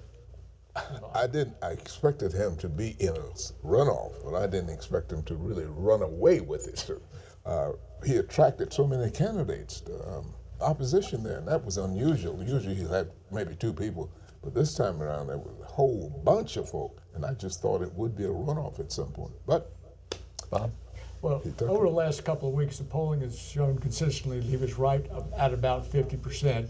With 10 to 12% undecided. So if he got any of that undecided vote, he was going to get, and I think his goal was just to get 50% plus one, which is why he continued to campaign pretty heavily against Mark Lynch the last week of the campaign. Yeah, that latest poll that came out this morning before the polls opened up showed Lindsey Graham right at 50% with 11% undecided. Also, the breaking news tonight now, the Associated Press says that it is going to be Lieutenant Governor Pamela Evette and Attorney General Alan Wilson, the top 2 vote getters in the Republican primary for governor. So again, the Associated Press saying this is what it's going to be. Those 2 are the 2 top vote getters tonight. And so we're headed officially to a runoff between Evette and Wilson. Again, real-time breaking news here, John. Yeah, I'm not surprised that that said, it was anybody's guess because the polling did show everyone tightened up and very much within the margin of error. That said, over the past just week, you saw a starting of a separating of the pack between Evette and Wilson kind of more clearly being in the front runner, and a battle royale between Rom Reddy and Norman, hoping to pick off enough votes to slide into second place. Wilson and Evette have been my choice from the beginning. I figured it was going to end up with the 2 of them. As I said, I would have bet the farm on it. So that's what we got. We are expecting a debate to take place between the top 2 vote getters. Again, the Associated Press says that's going to be Evette and Wilson. And there had been some questions about whether or not Pamela Evette would show up for a runoff debate. John, what are you hearing about that? That was my first question. Wait, there is? I didn't know that. Is she going to be there? That's certainly been an interesting thing. To my knowledge, I think she did make it to one debate, after that one, she said no more. It will be an interesting and more serious debate with 2 people. You get a better sense when you have 2 people on a stage of really where the 2 stand. And I hope that will be really illuminating for Republican primary voters. And Bob, if there is a debate, if there is a primary runoff debate between Evette and Wilson, and Evette decides, I don't think I'm going to participate this go around. I think that would hurt her, but I saw a report today, I think it was the AP reported, that all the candidates said they agreed that they would have a debate, and that would be held on June the 16th. So next Tuesday night there will be, according to the Associated Press report, a debate next week. And that's going to be a very interesting debate. If one of them decides not to at that point, I think that would hurt them. But by saying, what are you afraid of at this point? Get out there and head to head. They got to show up. We don't have quite 50% reporting. You can see on your screen there, 46% of the vote has been counted. Evette with about a 7,500 vote lead over Alan Wilson, with the backing of the President of the United States, 29%, and Alan Wilson at 26%. Norman far behind at 16, and Reddy at 14. Nancy Mace down at about 11%. So with about 46% of the vote counted tonight, the Associated Press says it's going to be Pamela Evette and Alan Alan Wilson in a runoff in 2 weeks to see who the Republican nominee for governor is going to be. And the wild card, as Bob mentioned earlier this evening, is who is the running mate? Who is Pamela Evitts' running mate going to be? Could it be Ralph Norman? Could it be Ron Reddy? Could it be Nancy Mace? And how big of a difference would that make head to head against Alan Wilson? John, I mean, it'd be huge, right? It could be a game changer. But one thing to watch is, do any of those candidates want to serve as a number two? That is always a question. And is that something, and is that who Pamela ultimately wants for her number two? You know, the lieutenant governor pick could be a real help for her in the general election. She may have her eyes more on what's going to be best in November rather than worrying about the 2-week runoff here. But she, at the same time, if you don't get through the 2-week runoff, then, you know, you're not going to November. You think she's going to have to select a male running mate? It would be interesting if she chose Nancy Mace. That would be I'll tell you what, Pam is, or Lieutenant Governor Evitt is a very serious, competent businesswoman. And to put that next to the kind of firecracker, firebrand that is Nancy Mace would be quite the pairing. But politics makes strange bedfellows. All-female ticket, though, Bob. Yeah. That would go over well in South Carolina, maybe?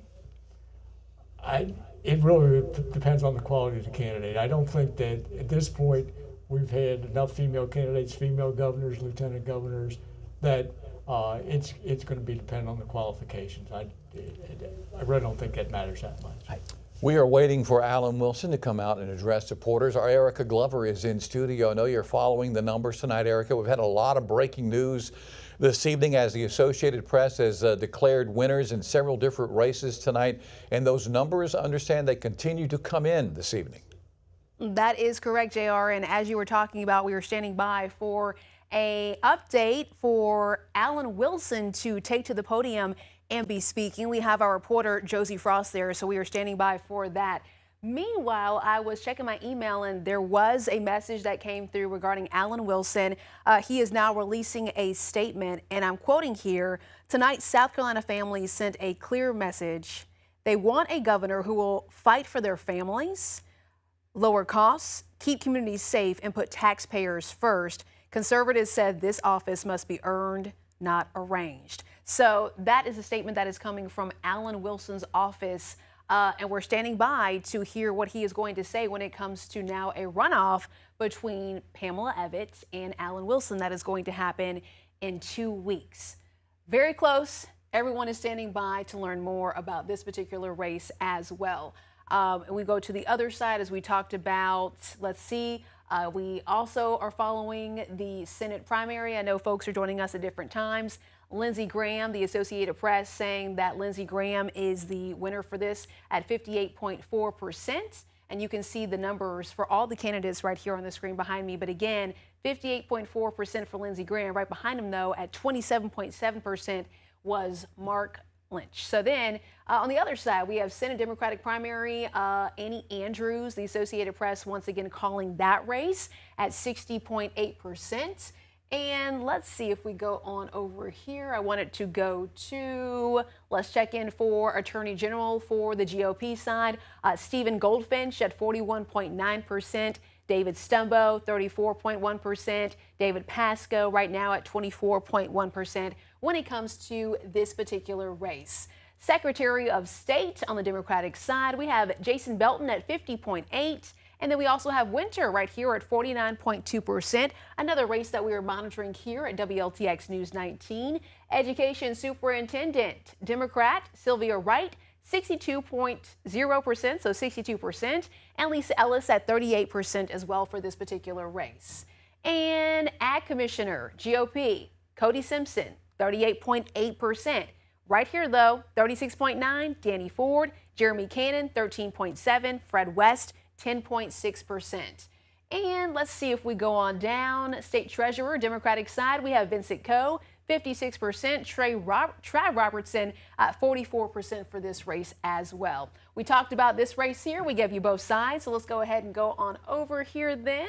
If I can keep There we go. And once again, we talked about Joe Wilson, the Associated Press calling this race at 74.1% for Congressman Joe Wilson. And then we went to the Democratic side and we talked about this, more than an hour ago, I believe. James Clyburn, 91.2% for U.S. House District 6. So once again, we are standing by to get you a statement when it comes to Alan Wilson, who is going to be talking. We're also combing through our emails, waiting to see if anyone else is sharing a statement about different races. But we can tell you, okay, so right now Alan Wilson is taking the stage. Let's go ahead and tap in for a live look and hear what he has to say right now.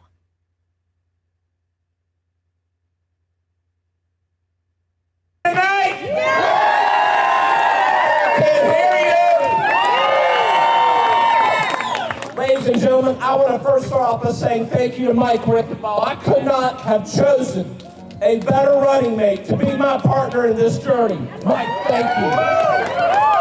I want to tell all of you something. When I was thinking about who I was going to pick to be my running mate this past fall, I wanted someone who would be an inspirational leader, someone who was aspirational, someone who would inspire people and bring people together, someone who would push me beyond my limits to help me be the best candidate and the best governor I could be. And I found that person, and I decided to make her husband my running mate.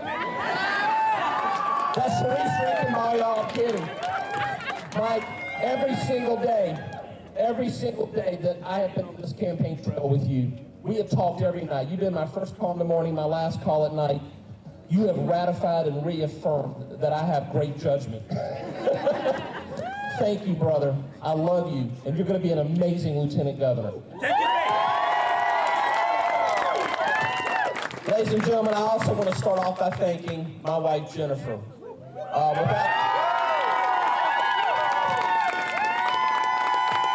If it wasn't for her support, I could not do this.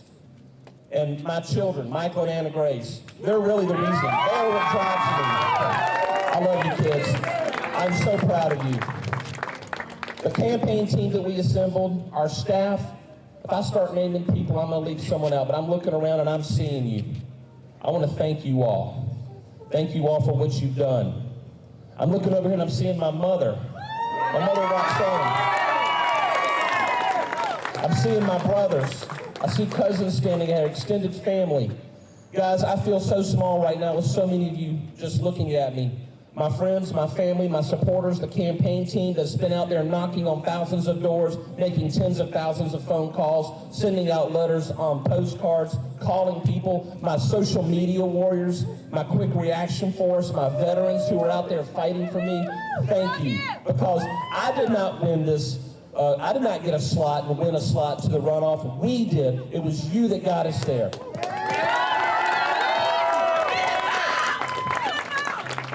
I want to thank those who invested, not just their time, their energy, and their talents, but their money. These things are expensive. And the financial supporters out there, I'll be calling you first thing in the morning. But you made it possible. You put the gas in the car for us to take our mission, our vision for the state of South Carolina. That change is coming. The status quo will happen no more. And I want to thank you who supported me financially by allowing us to get this message out to the people of South Carolina. I also want to thank God. Many of you have heard my faith journey. And it's by God's providence that I'm here tonight. Earlier today, I got up this morning and I prayed to God because I didn't know what the results would be today. I believed them. I believed we would be here tonight. But I prayed to God not to win this race, but to give me the grace to accept whatever his will was. And if his will was for me not to be here tonight going into this next phase, this next chapter, then I needed the grace to accept that. And if it was his will for me to wake up in the morning and begin the next 2-week campaign, to give me the courage and the fortitude to rise to the task he's laid before me. And I give all the glory to God and my Savior Jesus Christ. Thank you so much. I want to thank the voters, the supporters out there, because this is a job interview. The office of governor does not belong to anybody. It does not belong to Alan Wilson. It does not belong to its current occupant. It belongs to you, the people of South Carolina. I've been traveling the state asking you to hire me to do this job. This is not something you get coronated for. This is not something you can inherit. Not everybody believes that. You have to fight for it. You have to earn the votes. And to those of you out there who voted for me, thank you. I appreciate you. You put us in this position to win this race in 2 weeks.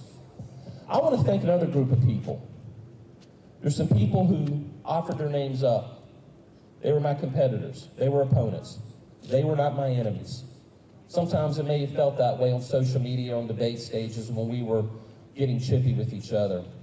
But the reality is, the other people who ran for this race, ran for this job, they love this state too.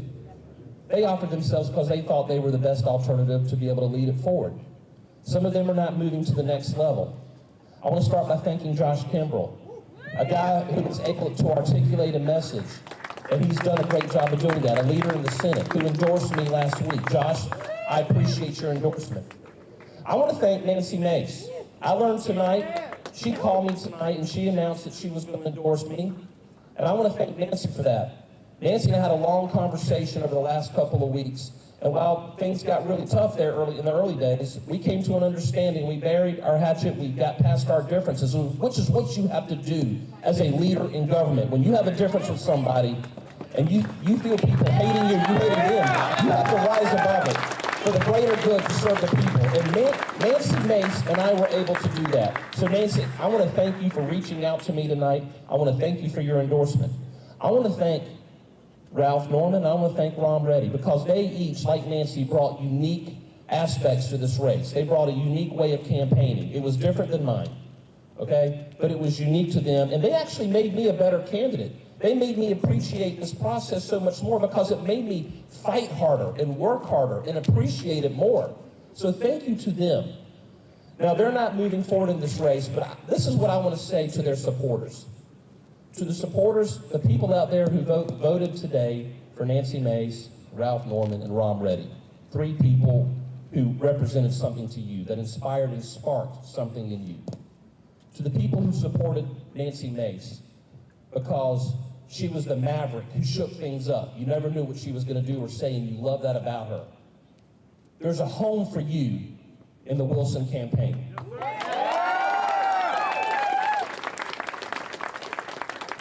To the Ralph Norman supporters out there who loved that Ralph Norman was a conservative juggernaut who challenged the establishment and the status quo.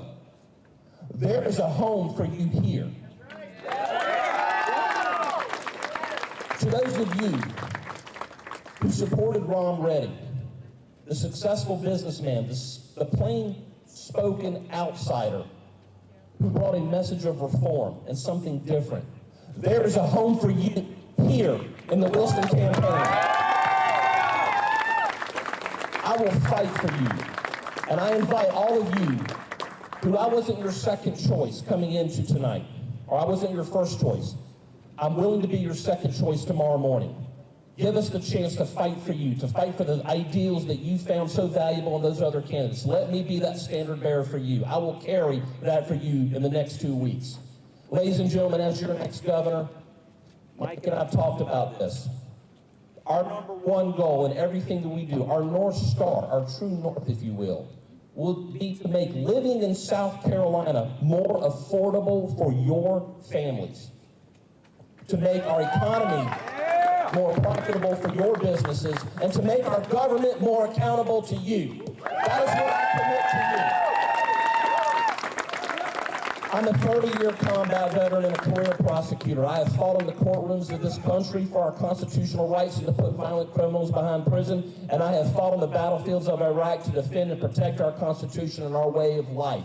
I will bring that same courage, that same conviction, that same passion, that same desire to fight for you to the office of the governor if you will give me the chance. Hire me to be your next governor. I will be a fighter for you. We will fight to eliminate the income tax, reduce your property taxes, DOGE, fraud, waste, and abuse from government, promote a kids first education agenda, fix our crumbling roads and bridges, lower utility rates by bringing more energy into South Carolina, and having smart growth that respects the character of the communities that we live in. No more boondoggle deals that are cramming things down your throat. We're going to have a thoughtful government. We're not going to have the status quo anymore. ladies and gentlemen, to those of you watching at home tonight, I am asking for your vote in 2 weeks. 2 weeks is a very short turnaround. We will win this race. There is energy, there is momentum, and we are going to bring the heat. But I need you. I need you. Can I hear you?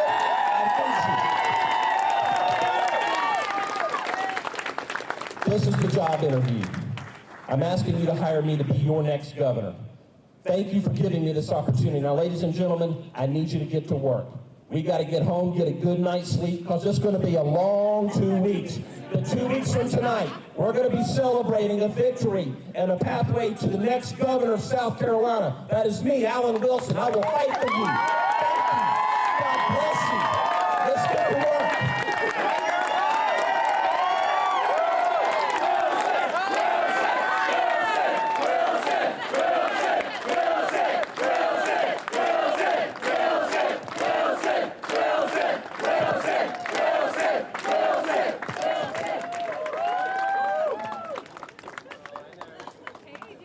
You have the Attorney General Alan Wilson with his wife Jennifer and his running mate there as he declares victory, so to say. He's going to finish either first or second here and be in the Republican runoff for governor in 2 weeks against Lieutenant Governor Pamela Abbott.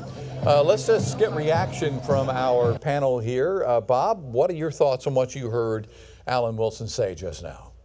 I think that was an excellent speech because you see what he did in there. We've already known that Nancy Mace has endorsed him, and he appealed to all the voters. So he complimented all the people that he was running against, and he said, appealed to those voters and said, "You have a home here. You forced me to be a better candidate. If I wasn't your first choice tonight, in 2 weeks I need you." So I think I was well prepared. Well done. John? Absolutely. And again, he's showing exactly the right. This isn't his first runoff. He's done this before, and he understands that he has to be a coalition builder right now. He has to unify. He has to reach out to those that didn't pick him first. All those things get put in the past and start building a network there. I think he's showing a lead beyond reaching out to the voters that are listening. He's also showing a lead on reaching out to the other candidates in the race, having Josh Kimbrell and Nancy Mace, the bottom two candidates, already endorsing. We'll see where Ron Reddy and Ralph Norman go before this runoff is over. He also highlighted affordability, which has been a key issue on both sides of the party. That many people are struggling today, and Alan Wilson is the only candidate that has made the gas tax and temporarily suspending the gas tax to make life easier for those that are struggling to make ends meet a priority and a centerpiece of his campaign. Any surprises from you, Mr. Felder? Not really. He announced his running mate, which we've known about for some time now. Anyway, that certainly is going to help him in some communities. So, but his response here was very good, I thought. He well prepared, took to some of the issues that we're concerned about. So, and it looks like he's picked up Nancy's support, and we'll see what happens to him. Yeah, which the running mate thing is also something that you saw very striking there. Again, he's the only candidate out of all five that picked a running mate prior to this point.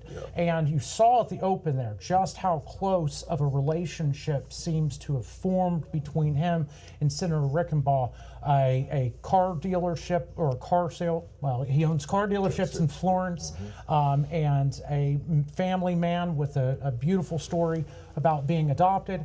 And you can see the beginnings of someone or a pair that will work as a team, governor and lieutenant governor, going forward. And we mentioned Nancy Mace earlier and Pamela Abbott. Would Pamela Abbott pick up the phone and say, "Hey, Nancy, you want to be my running mate?" But that's not going to happen now because just a short while ago, Nancy Mace said this at her rally this evening. Take a listen. You know that I'm going to endorse Alan Wilson for governor.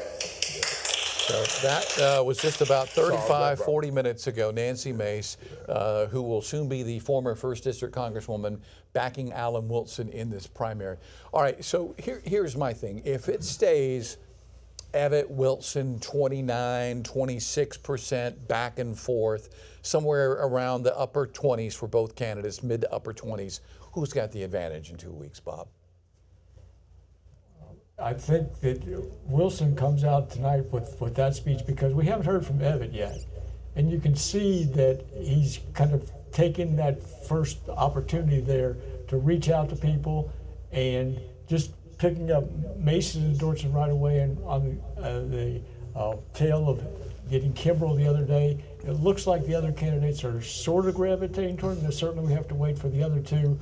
But I would say that right now, handicapping it, again, very close, but I think that Wilson has pulled ahead for the runoff. And John, if it was like Evatt 48%, Wilson 28%, I think the advantage would go to Evatt, but they're pretty close right now. Yeah, they're very close right now, and you've got kind of an interesting dynamic. I opened up talking about the different coalitions, and part of the Evatt coalition is an alignment of a continuation of the McMaster administration and the Trump alignment there with the president's endorsement.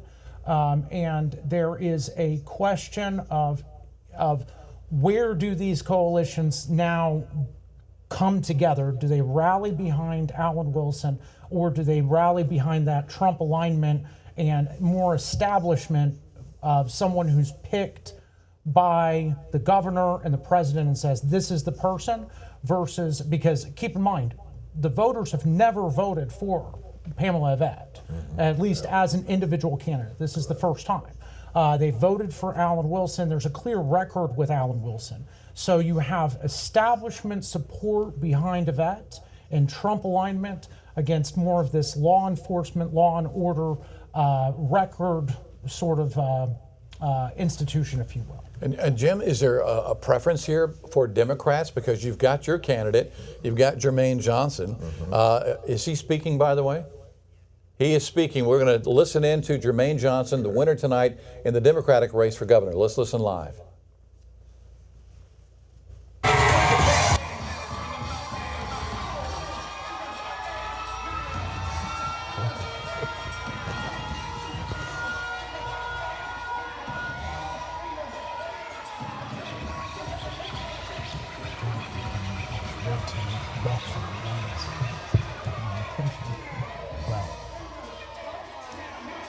Okay, we're not sure if he's finished speaking or getting ready to speak, but he's quite emotional, Jim, standing on that stage right now. Yes, he is, and I guess I would be too, having won the Democratic primary for governor in South Carolina at this stage. Now, Alan Wilson sort of shifts the game a bit. It shows that he's not afraid of diversity. Oh. Here we go. So let's listen in live.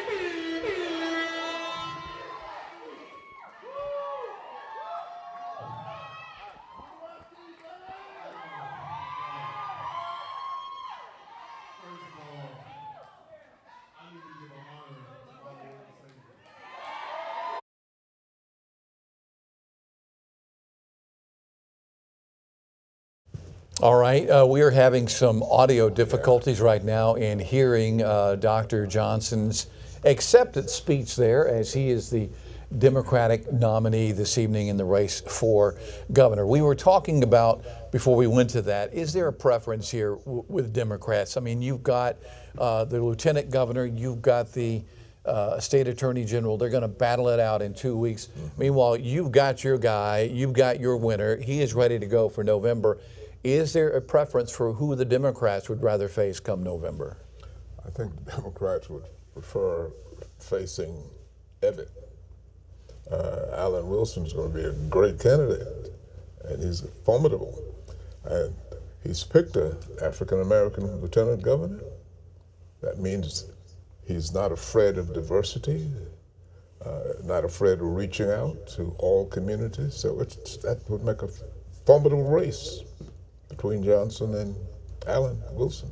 So you think Democrats would prefer the lieutenant governor Yes. then, even though she's backed by President Trump? That's the reason why.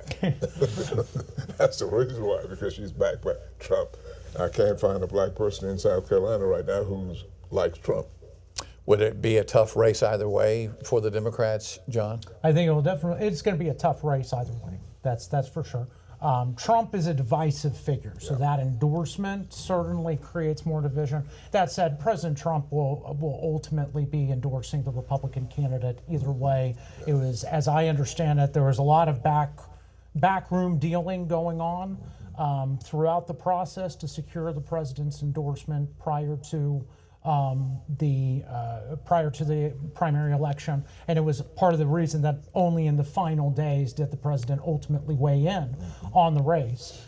So it was certainly not a guarantee that he was always going to be with Lieutenant Governor Yvette, as I understand it. That's at least what's the rumors. That said, again, Alan Wilson is a hard campaigner. We've seen that going back to his first race. He's often been undercounted or an underdog and come out on top. He is a unifier that has reached out and won time and time again. Pamela Vett she's in a sense a newcomer in that this is her first race, and so she's going to go into a tough general election with the division of the president. Well, it's been, more than 30 years since we've had a Democratic governor in the state of South Carolina. So how hard of a battle does Johnson have on his hands come November? Well, we talked about earlier just how dominant the Republican Party is in statewide elections. So, Jim Hodges was the last Democratic governor.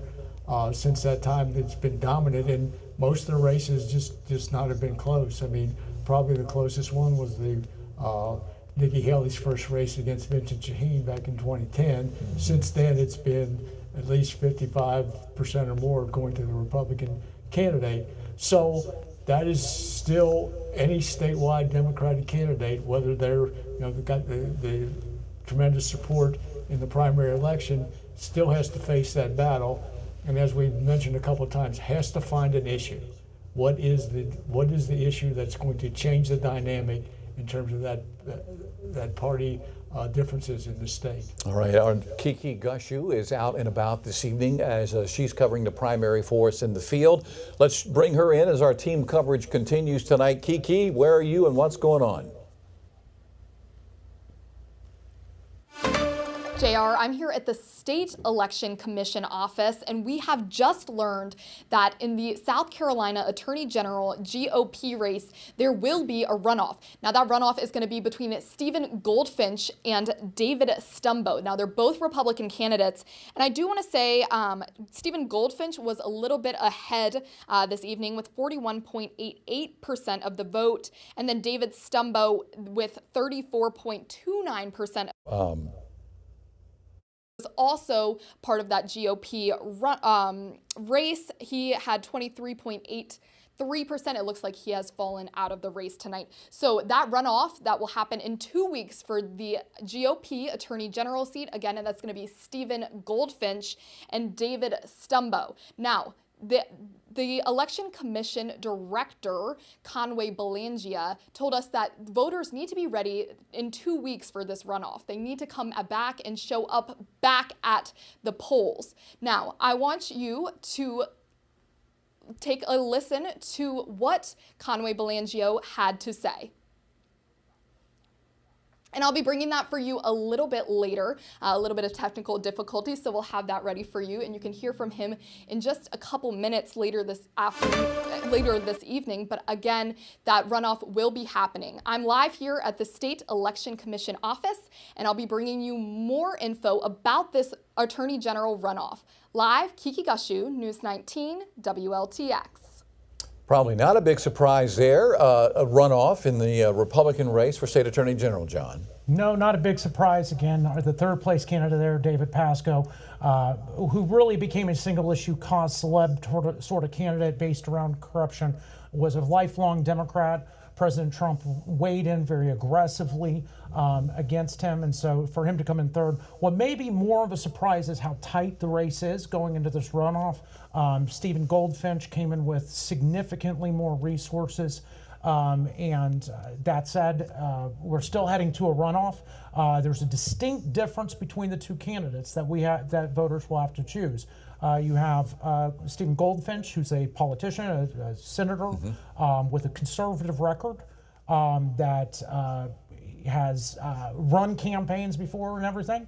Then you also have on the other side a prosecutor that has the endorsement of sheriffs.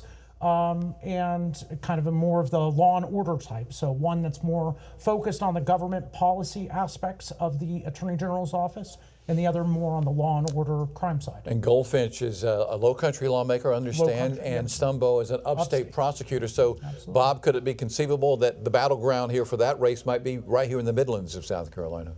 Yeah, certainly given that both the upstate and the Midlands or the Low Country have name recognition and know those two candidates.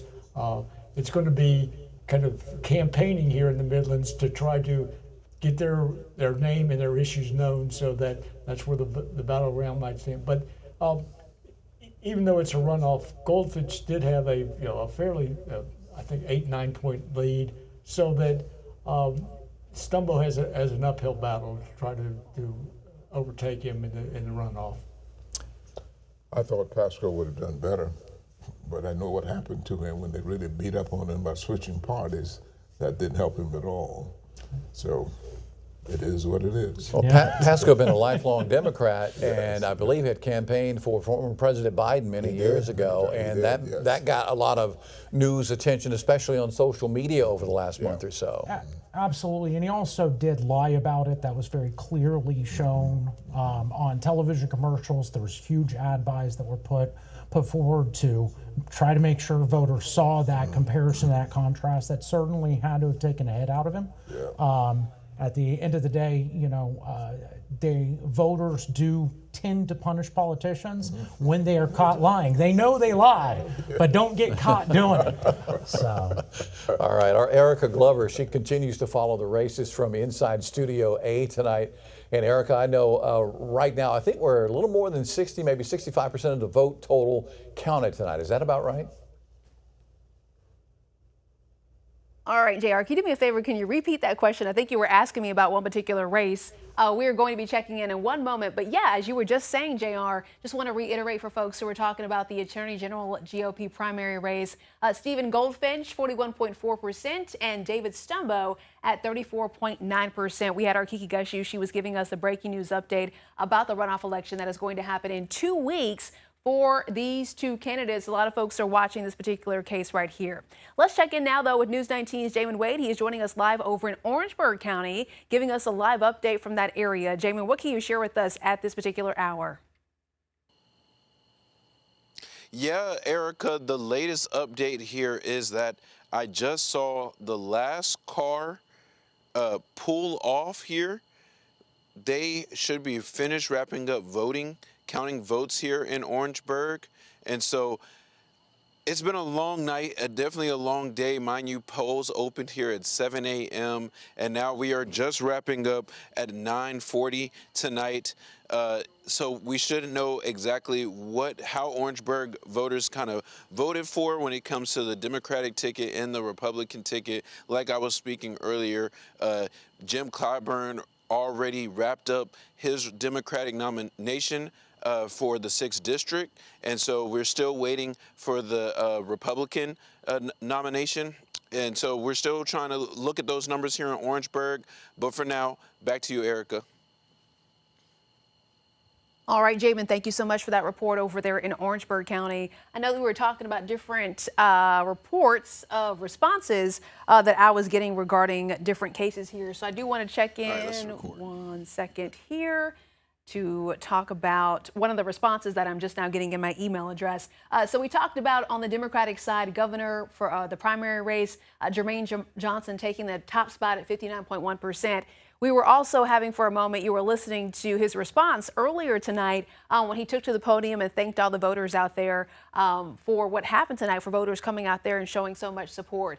Well, on the other side of that, we have Mullins McLeod, who came in at 10.8%. Want to double check something really quick. What did you say? I'm sorry, in the back?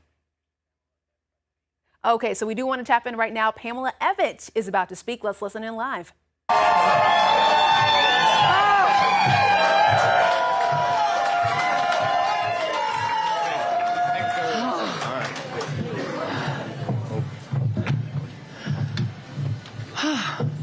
Well, let everybody get up here. Then I'll take a breath.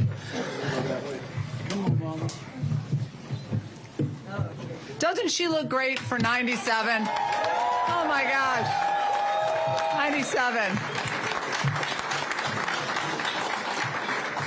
Wow, everybody, what a night and what a win.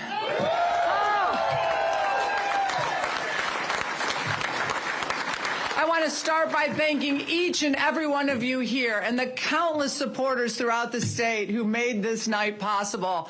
I can't say how much I love you, how much you mean to me. I want to first thank my family, my husband David, my mom Jenny, my children Amanda, Joseph, Jackson, and Simon. And you know, one person I wish could be here tonight is my dad. But I know he's looking down from heaven and he is just so proud.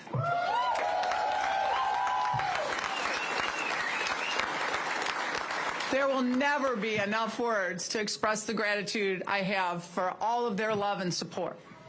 And lastly, I want to thank two of the greatest conservative leaders our nation has ever known.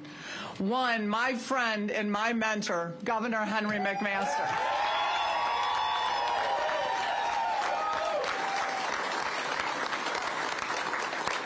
And President Donald J. Trump. Mr. President, thank you for your support. And I'm going to reiterate to all of you what he just said to me on the phone a moment ago. He says, we are going to fight and we are going to win this runoff big.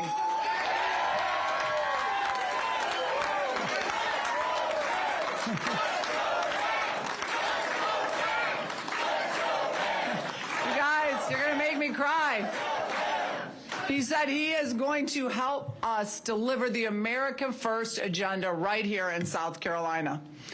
When we started this race almost a year ago, we were at 2% in our first poll. 2.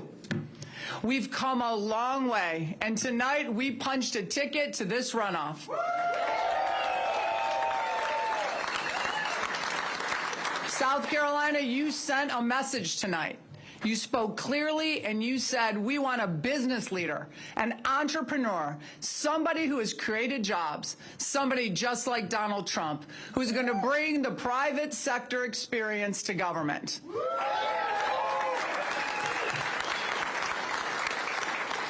In 2 weeks, we're going to win this runoff election, but that is just the beginning.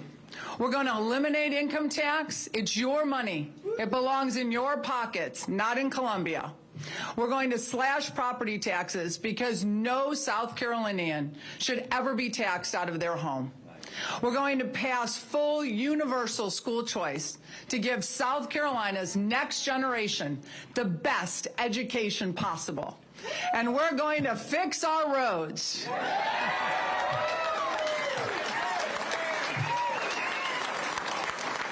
We will stop funding woke institutions, and we will end tenure once and for all. Get rid of radical professors who are trying to indoctrinate our kids. And we are going to stand up for conservative voices and conservative values. I have never, I will never back down to the woke mob. Over these next 2 weeks, we're going to highlight a very clear contrast between myself and a career politician, Alan Wilson.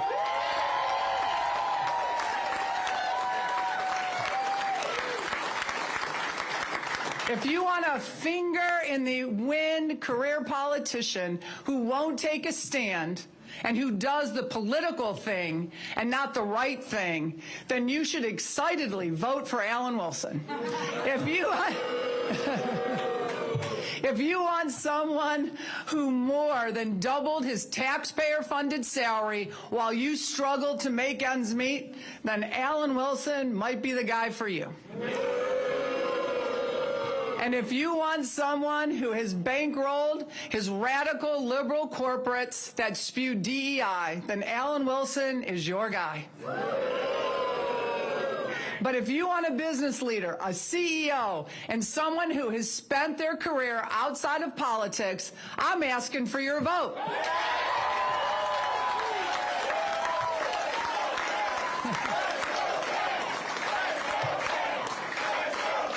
If you want a Trump-endorsed, steel-spine conservative, then join our team.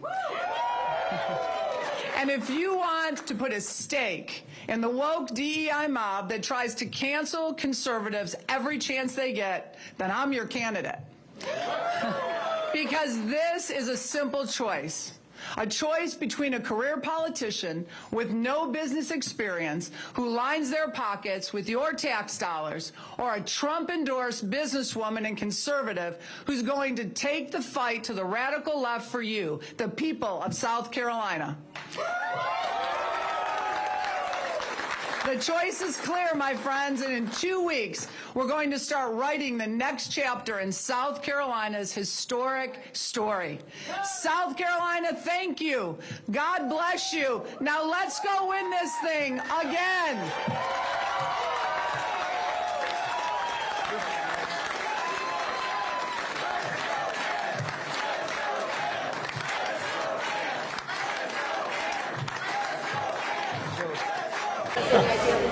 All right, there you have the Lieutenant Governor declaring victory tonight, taking some shots at the State Attorney General, Alan Wilson, as the two prepare to square off in a runoff 2 weeks from today. Bob, what did you make from the Lieutenant Governor's comments? I don't think you could find a greater contrast between those two speeches.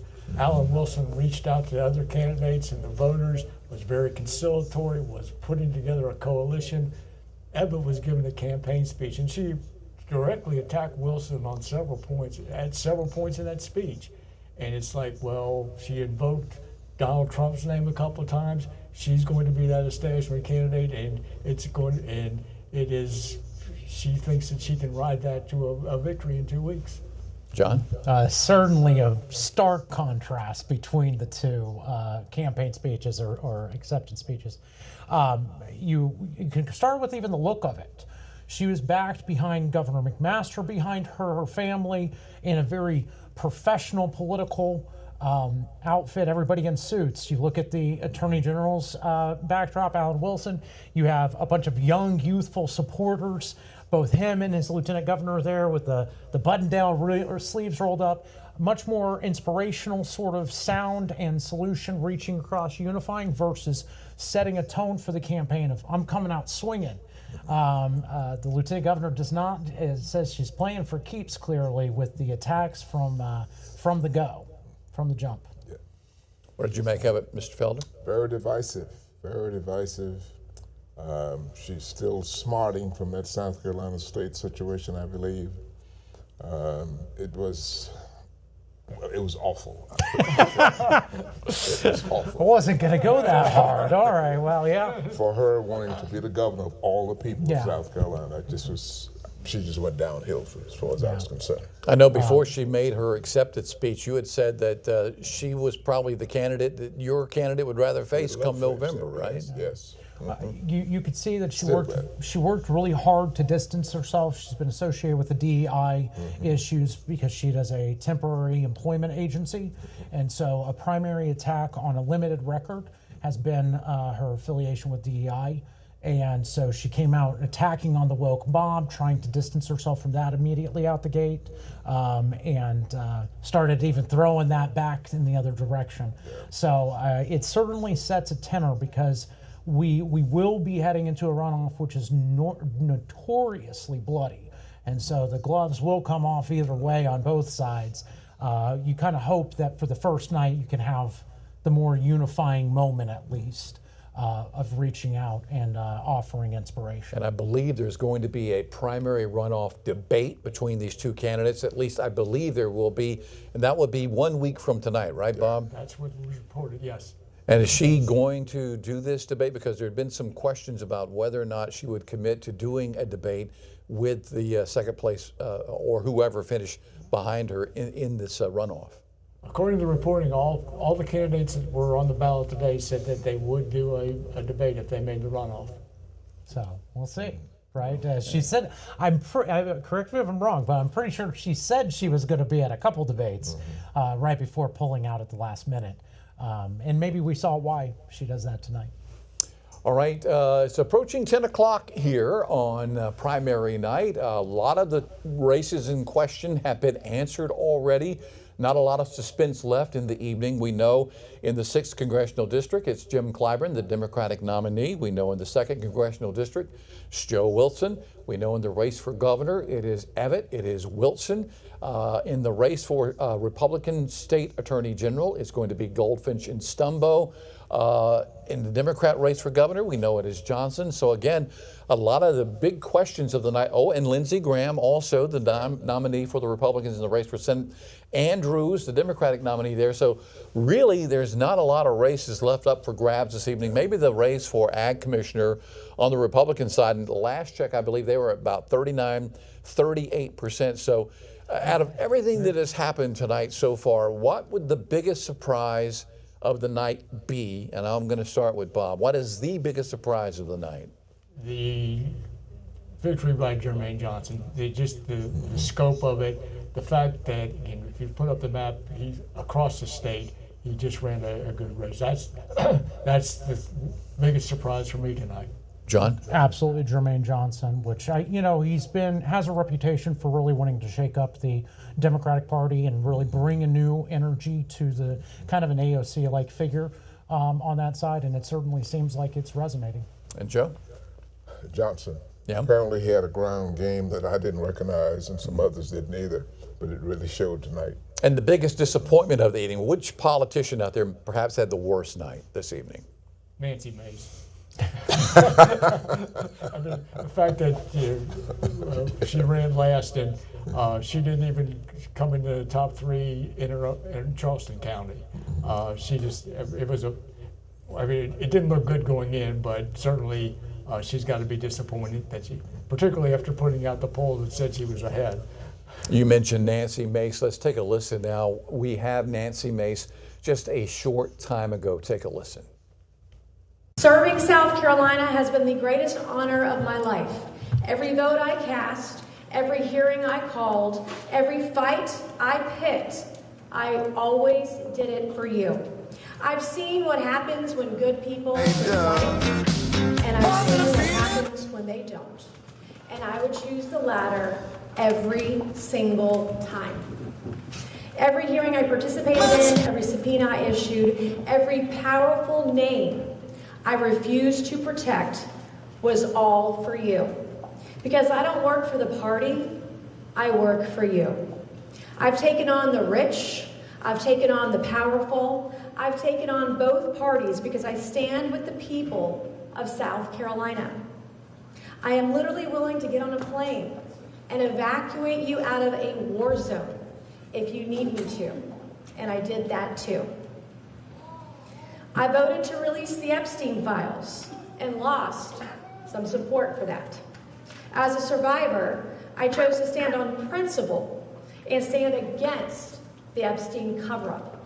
I chose to stand against child rapists. I chose to expose the names hidden in the sexual harassment slush fund. I chose to expose DEI judges. And I chose to expose the abusers of children. And apparently, I chose wrong if the goal was winning an election. I'm at peace with that, because when a candidate is okay with corruption, when a candidate is okay with cover-ups, something is broken. And that's not political opinion, that is a moral emergency. I will always be grateful for the people of South Carolina who trusted me, who fought with me, and who refused to look the other way. This isn't the end of the fight, but is the end of the chapter. When I ran for Congress, I said I believed in term limits and I would only serve 6 years. Well, my time is up at the end of this year. I will forever be grateful for the opportunity to serve my fellow countrymen and to serve the greatest state in the nation, South Carolina. I want to have a moment to talk about tonight's race. This is a spiritual battle between good and between evil. This is a fight between those who protect predators amongst us and those that will fight against them and put them in jail. Now, Alan Wilson and I have had our differences, but what many of you do not know is that over the last couple of weeks, Alan Wilson and I have buried the hatchet. We called it #reset. And I talked to him about my case. I talked to him about my experiences in the broken justice system that is South Carolina.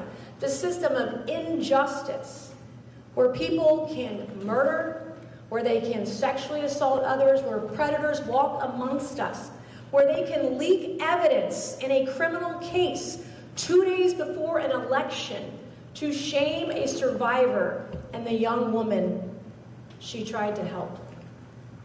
So tonight, I want you to know that I'm going to endorse Alan Wilson for governor.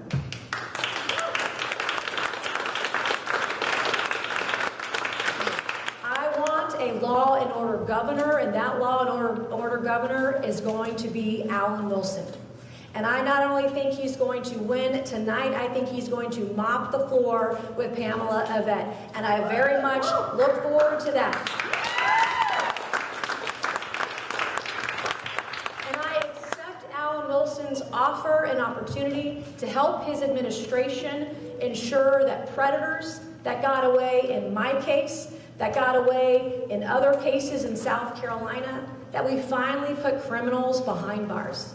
And I will do everything in my power to work with Alan and to work with his administration in my capacity as a private citizen and ensure that he wins election resoundingly. Thank you, God bless you, I love you, and God bless the great state of South Carolina. All right, there you have 1st District Congresswoman Nancy Mace conceding tonight, supporting the State Attorney General Alan Wilson in the runoff coming up in 2 weeks. I know, Bob, you said she's probably the biggest disappointment of the night as far as the political results. John, do you agree that, I mean, she again, as Bob mentioned, she didn't finish in the top 3 in her home county tonight? No, she didn't. But her endorsement, I think, still holds weight, because the fact of the matter is that Nancy Mace has incredibly high name ID. She has a fan base that may not have voted for her tonight, but do like her. Right. I've heard that at party meetings and among friends and fellow Republicans, that there's no question that there's a lot of them that go, I agree with her on this, I don't on that, and it ultimately that governor wasn't where they were comfortable with her on. I think what maybe be the most interesting thing, though, is she has had quite a battle with Alan Wilson over this time. I would not have expected her to turn around and do the reset and bury the hatchet and to come out so forcefully for Alan. Yet at the same time, she's made law and order and predators a top priority, and General Alan Wilson has been a fighter on that issue. So I guess on that level, it makes sense. It does, and I think she's looking down the road also. Tim Scott is up in, 2 years? Mm-hmm. And I'm thinking she's looking at that, so she wants to be conciliatory at this point. Yeah, it's hard to imagine Nancy Mace just fading off into the sunset. Just not quite the Nancy I've come to know. Could it be possible that she could be jockeying for position in a possible Alan Wilson governorship administration? Too. Anything's possible, but I just, that doesn't ring as likely in this case. I think it's more likely that she is looking at political aspirations in the future. Or it could be a genuine, look, she has voted against her party for the speaker, for example. Kind of like Lindsey Graham, she kind of marches to the beat of her own drum and says and does some things that she believes is the right thing to do. Right, and that doesn't always make you a lot of friends, but that is what she does. She does what she wants to do, but she's also a political animal. So I don't know. Predicting Nancy is a tough one. All right. We're going to take a quick break. When we come back, we'll check in with our Erica Glover. We'll get the latest updated numbers on the primary tally as it continues this evening. I believe we're more than 75% of the vote counted so far. We'll have that update for you coming up in just a moment.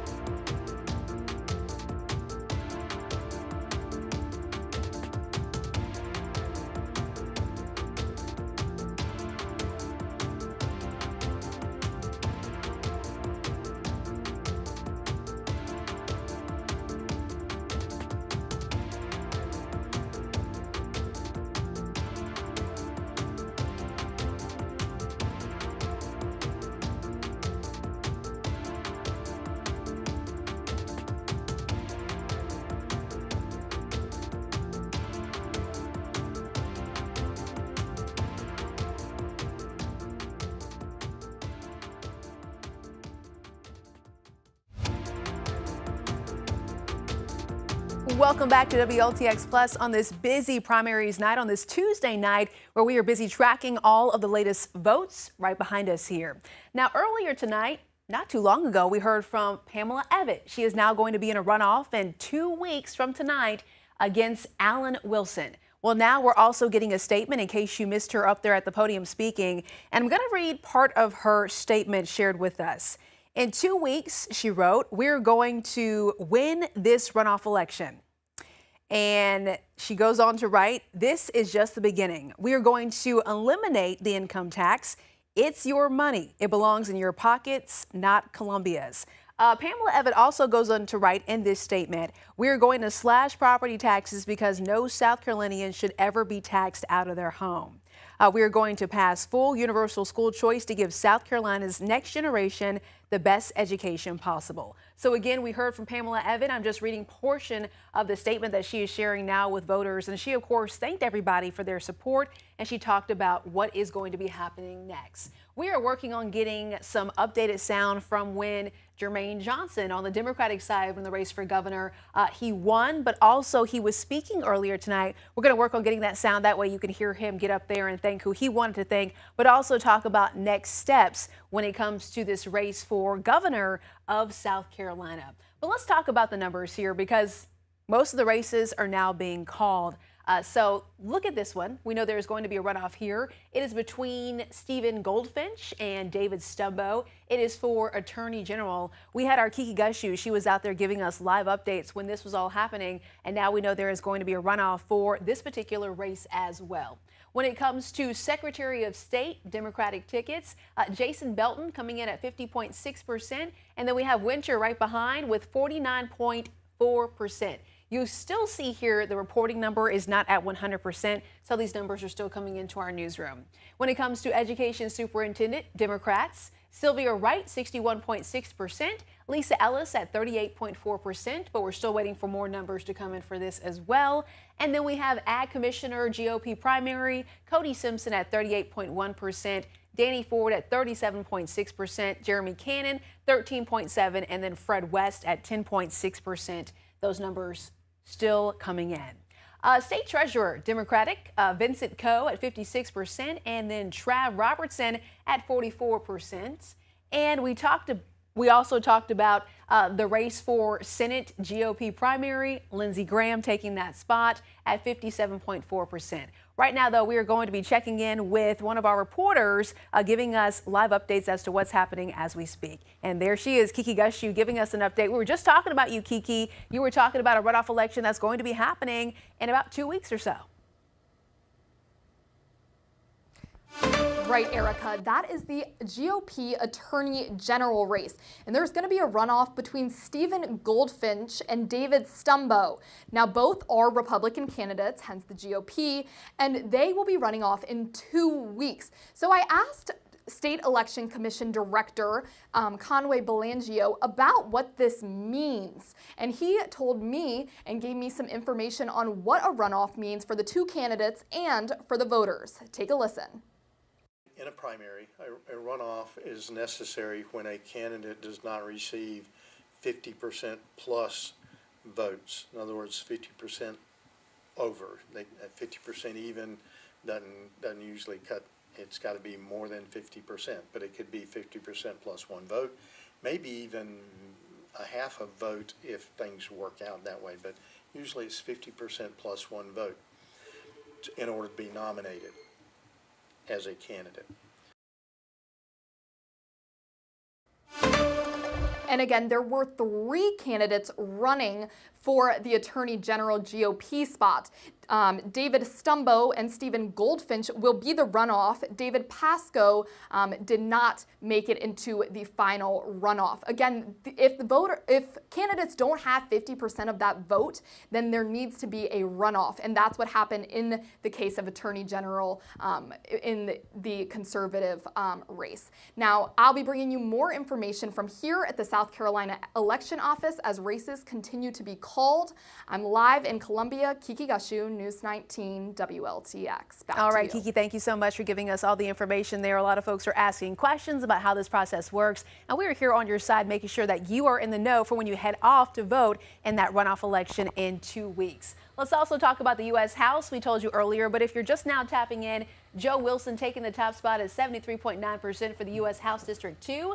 On the Democratic side, we also called this a couple of hours ago. James Clyburn, the Associated Press, calling this particular race at 90.7% for U.S. House District 6. He also released a statement thanking voters for their support. And folks are now wondering, hey, let's talk about let's see. Oh, I talked about that one as well. Oh, we covered all those. Let's go ahead then and check in with J.R. Barry. He is in the studio with our experts. They are sharing their reactions, their thoughts, and their next steps they're thinking for the folks who are going to be in those runoff elections. Hey there, J.R. Hey, Erica, thank you. We were just discussing the Ag Commissioner's race. Hugh Weathers has been the state Ag Commissioner forever and ever, amen. And so he is stepping away from that post. And now we've got a battle here. Republicans and Democrats both want the office. So, you know, it looks like we're headed to a runoff. Cody Simpson and Danny Ford. And if you say name recognition matters, well, Danny Ford is the son of former Clemson national champion football coach Danny Ford. And it looks like he could be in a runoff to find out the Republican nominee. Democrats already have their nominee. Yeah. So, Bob, what are we looking at here? How big of a race is this?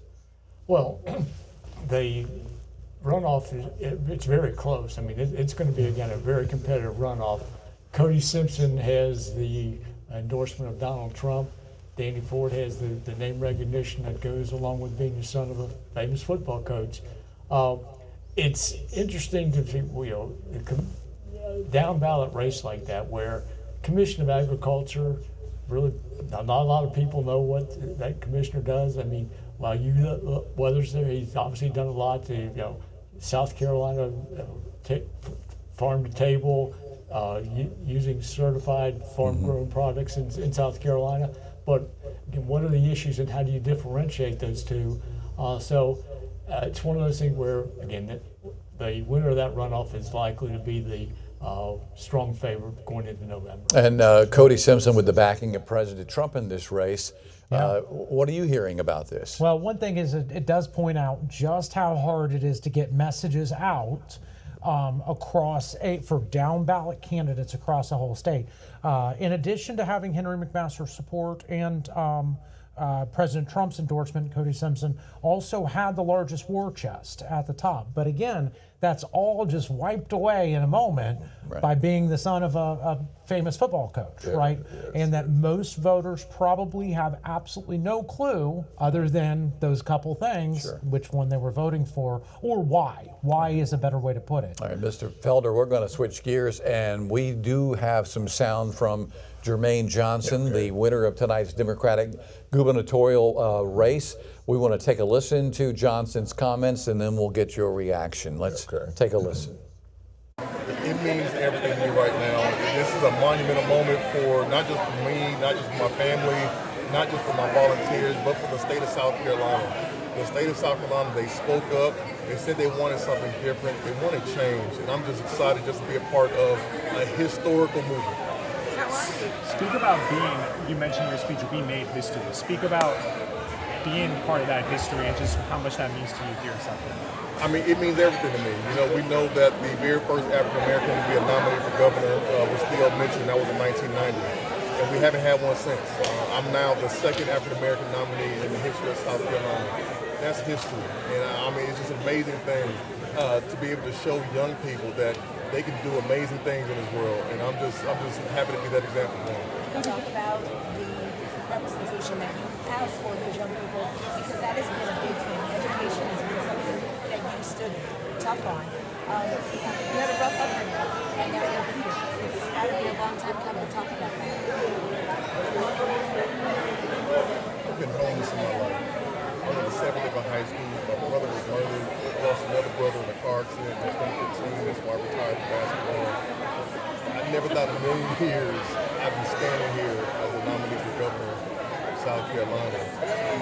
And this is an example to young people and people all over the state that the past does not define the future, that they don't have to have the most perfect upbringing, that they can do anything they want to do. They can be as great as they want to be. This is America. This is South Carolina. And they can achieve all the goals and aspirations. And now they get to look at me as a shining example of what can be and what will be for them. And I'm just proud and honored to be that for them. Just talk about being able to do this with record turnout in the early voting period and then good turnouts today. It's not like you backed into it. A lot of people showed up and they voted for you. So, the people showed up and they voted for me, but it's because of the movement that we built. I don't talk about partisan politics. I don't talk about left versus right or any of that type of stuff. I'll talk about the issues that are affecting the people of South Carolina.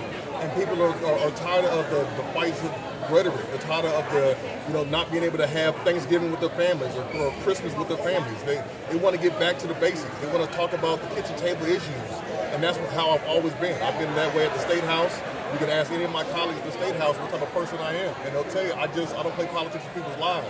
And people showed up because they saw somebody different, they heard somebody that was talking differently, and they wanted to represent for somebody who was different. What does now until November look like for you guys? What are you going to be working on? We're going to be back in the grassroots doing exactly what we did to get to this moment here, because too many people around South Carolina have felt like their voices have been ignored or have not been heard. And it's time for somebody like myself to go into those communities, talk to those people, meet them where they are, and encourage them to be a part of the process. So we'll just be boots on the ground. South Carolina hasn't had a Democratic governor since Jim Hodges in 2003 when he left the office. Talk about how and why you think you could be the nominee candidate to break that shit. Well, I know we have the numbers here in South Carolina to actually do it. You know, in 2020, we know Jamie Harrison got 1.1 million votes. So that means there are at least 1.1 million people in South Carolina who are willing to vote for a Democrat and a black man statewide. In 2022, Governor McMaster got 988,000 votes. So we do know that we've got the numbers. We can do it. We just have to motivate people and give somebody, give people a reason to come out and vote.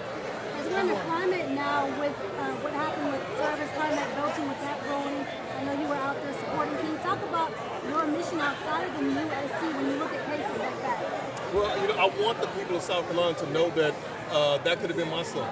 You know, my son knew Cyrus, and we need leaders who can identify with families who are going through things, the marginalized community. You know, I met Cyrus's siblings, and I prayed with them, I talked with them because I know what it's like to lose a sibling. My brother was murdered by his best friend, shot in the back and killed. And I know what that feels like and how it feels to not be able to grow up with the sibling. So I want the families to know that I'm praying with them. I'm a part of the same gun violence club that a lot of them don't want to be a part of. And we need to make sure that we are preventing these types of tragedies from happening to anybody else here. Listen, I just want to tell them I appreciate them for being in this primary, for giving it their all, for making me a better candidate, for making me a better, stronger individual, to be prepared for anything that's coming for us, because we know that, you know, on the other side, there's going to be some attacks and things coming, but I believe we're ready, and I'm ready to unite with my my primary challenges so that we can flip this state. You talk about being ready with some of the challenges. Do you care to give us any idea who you might want to have on your team? No, we'll make that announcement probably in the next month or so. Thank you all very much. Thank you. Thank you. There you have Representative Jermaine Johnson, born on the 4th of July, by the way. He's about to be 41 years of age, and he is the Democratic nominee for governor. Mr. Felder, your take. He ran a good race. It was almost an underground race. I didn't realize how well he was doing out there. And he's the first since 1990, first black person since 1990 to win the governorship on the Democratic Party side. Now, we remember 1970, Tom Broadwater on the United Citizens Party ran for governor also.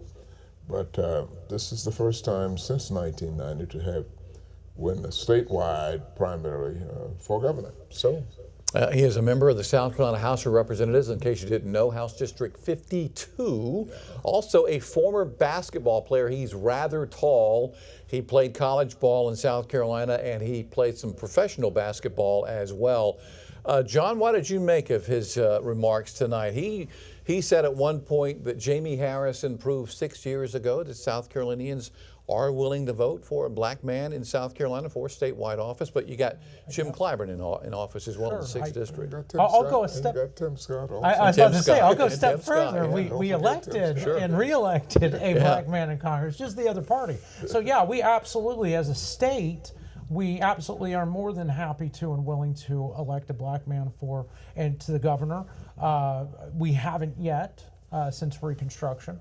But, you know, if you elect Alan Wilson, you're going to be doing that for lieutenant governor. So, you know, it's a win-win on that one. Hopefully we'll get some extra diversity in but constitutional offices this year. He's a sharp guy with an inspirational message. That much is very clear, and a commanding presence. Now, who knows? He may pick Billy Webster to be his running mate. You don't know, do you? That would be an interesting combination. Yes. I'm sure Webster would be happy to kick in some funds and help keep the campaign rolling. So, Bob, your take? I think they asked him about that, and I think he said that the decision was going to be made in the next month or so. So he's not ready to name a running mate yet, but you know, like again, he showed with his staying there that he's just an impressive candidate, and still looking for that issue. What's going to define the November election? Yeah, 6'7", 250 pounds. Like I say, he's a big guy. Played basketball at the College of Charleston. So Jermaine Johnson, the gubernatorial nominee for the Democrats tonight, he will face off against either Pamela Abbott or Alan Wilson in November. Those two are headed to a runoff over the next couple of weeks. We're expected that campaign to probably fire up pretty good between those two candidates. We are expecting a debate a week from tonight between those two candidates, Evatt and Wilson. We heard Evatt in her comments earlier this evening saying that she talked with President Trump tonight following her first place finish in the primary this evening. And she says that he is going to help her push the message across the state of South Carolina. When she says something like that, what does that mean? He's just going to put something out on social media, or is he planning to visit South Carolina? What's your take on when she says something like that? Well, my take is we'll have to wait and see. That sounds like an awfully convenient call. Hopefully it's a real one. Maybe he'll show up, maybe he won't. He is the president, he has got a war going on, and he hasn't made it down yet. But we'll see how badly or desperately he'd like to see Pamela Evatt in the governor's mansion. Bob?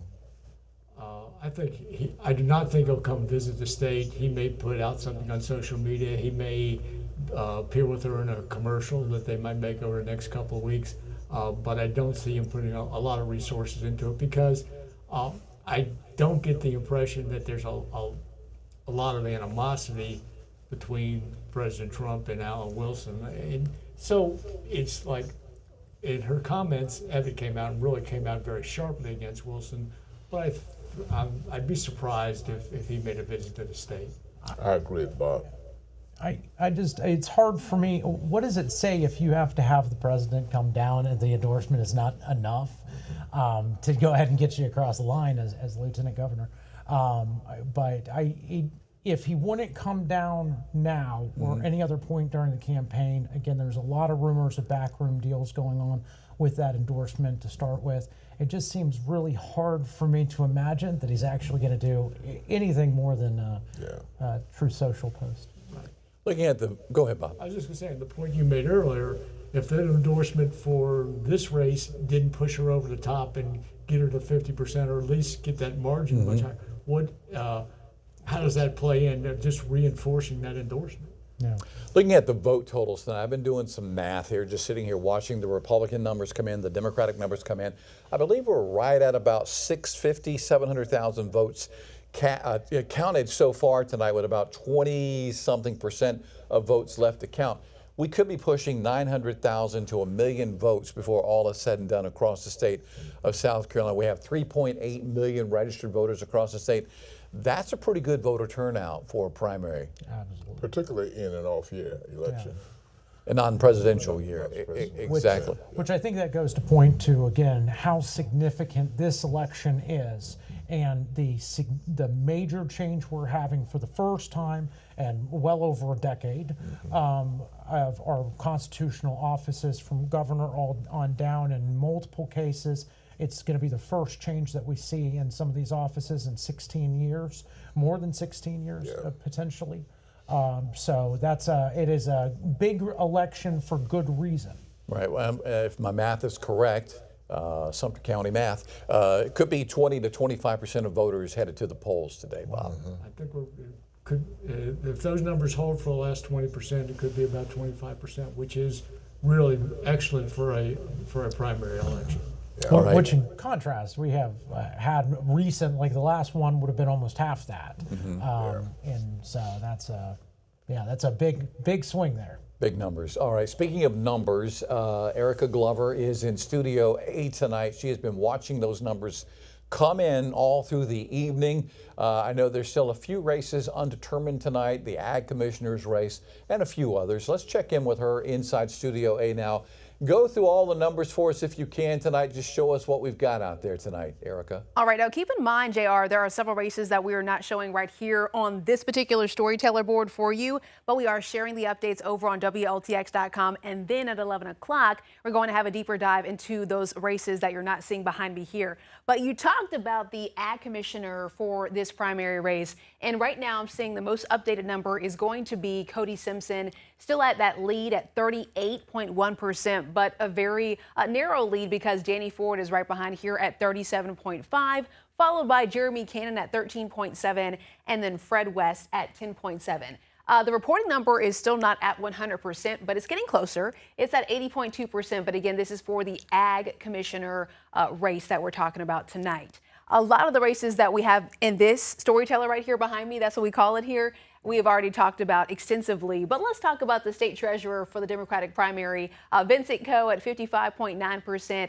Trav Robertson coming in at 44.1% behind me here, reporting at 80.7%, so also not at 100% when it comes to reporting for this particular race at the moment. We've extensively talked about the Senate GOP primary, Lindsey Graham. We've given you those numbers, reporting at 80.7%, but still the Associated Press calling that race at 57.6% for Lindsey Graham, already in office, the incumbent there. And there you have it for that one. We have been talking about this case because folks have been following this, of course, when it comes to the redrawing of our districts here. We were talking about this story extensively, but now you're seeing that when it comes to U.S. House District 6, James Clyburn, the Associated Press, calling that a while ago at 90.8%, and then Frederick Goodwin at 9.2%, way behind him there when it comes to this particular race. We talked about that one. We've also talked about Annie Andrews for the Senate Democratic primary, coming in at 60.9%. Annie Andrews with that one, and Brandon Brown way behind at 30.7%. And the reporting for that is at 80.9% right now as well. I know folks were talking about this one on social media. I saw that as well. Education Superintendent for the Democrats, Sylvia Wright, now the projected winner, 61.6%. So again, Sylvia Wright is the winner for this one as of right now. That is the projected winner for that. And I will also go over, we did that one. We've talked about, the runoff here between Stephen Goldfinch and David Stumbo. You can see the numbers right here, but I'll say them. Stephen Goldfinch, 41%, and David Stumbo at 35%.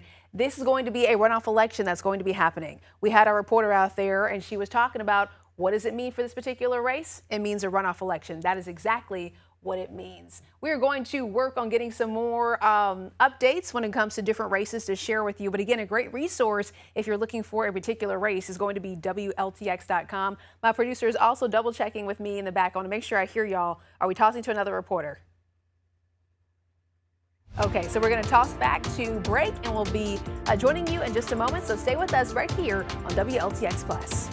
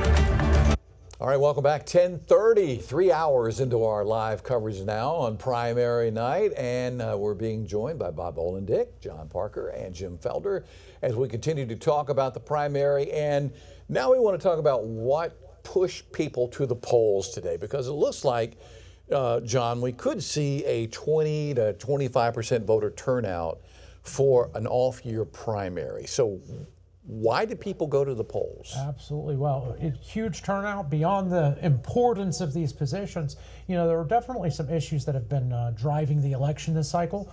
You know, affordability is one broad base that we've all been hearing about. We all familiar with that. But we also have corruption. We've seen a kind of at least in the Republican primary, an anti-establishment, anti-corruption sort of underpinning that has driven a lot of frustration, whether it's term limits. These type issues have been some of the energy behind candidacies like Ron Reddy or candidacies like David Pasco. And so as Nancy Mace kind of alluded to it there, as we go into the runoff, what candidates can come up and really take a hold of that mantle of saying, I'm going to do something different, not do the backroom deals, not be that establishment hand-picked type of candidate, but instead really shake things up and do something different. And Mr. Felder, other than the redistricting issue, what key issues put people at the polls today? What were they passionate about? You cited the first one. It was the redistricting thing that really energized the African American community. And then beyond that was the fact that so many other African Americans were running for constitutional offices and down ballots as well. So you put those two together, and that's why you had such a swell in the African American community this time around. And Bob, you've been through a few of these. What do you think was the driving force in getting people to vote today? I think redistricting was one, but it was just kind of one symptom of a larger issue in this state for the Democrats, and that is the redistricting efforts kind of, are trying to take our vote away, that we have been kind of in the minority for so long that we've got to do something about it. We've got to get some energy, we've got to get turnout, and get candidates that are going to be really competitive and give us a chance to win in November. And so that kind of strong candidates, large number of candidates on both sides, all those issues that have been mentioned in terms of this is kind of a generational change that we're seeing in terms of turnover. Those all combined on top of one another to say we're going to pretty much a historic turnout for this election. I understand we're going to be hearing from 5th District Congressman Ralph Norman now as he fails to make the runoff this evening on the Republican race for governor. Let's listen in now to Norman and his comments. It's an honor to have people who have worked so hard and to come out, all of our family who have knocked on doors, who have distributed everything known to man with brochures and whatnot. So I just want to thank you for what you've done. It looks like we've come up a little bit short. 50% of the vote is in. We're probably 9,000 votes short. The odds on this working out may not work out, but you know, our message was we wanted to make South Carolina the best that it could be. We wanted to make South Carolina more conservative, and we wanted to help South Carolina with the influx of everybody coming in, just the shining state on the hill. It looks like Pam and Alan will be the top two. I will probably come in third. This, you know, this isn't something that we counted on, but we worked, and what I feel good about, we did everything we could. You couldn't.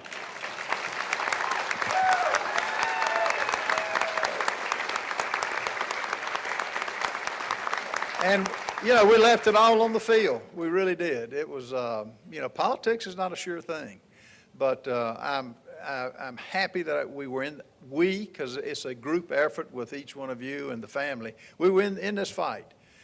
We announced, it seems like yesterday, July 27th, a year ago. But, you know, the fact that we're willing to take the risk, we're willing to put our name on the line, and I want to continue to encourage good people to get into public service, because it means something.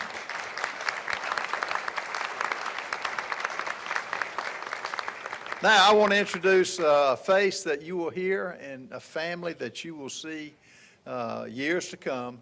Adam Morgan, I think, was the great pick that I had for Lieutenant Governor from Greenville. You will. Not only is he a true conservative, he has courage. And we would have been our team would have been the most important conservative team in the country. But So I want him to say a few words and put a face with a name, because he's an exciting candidate that you'll hear a lot from in the future. Adam.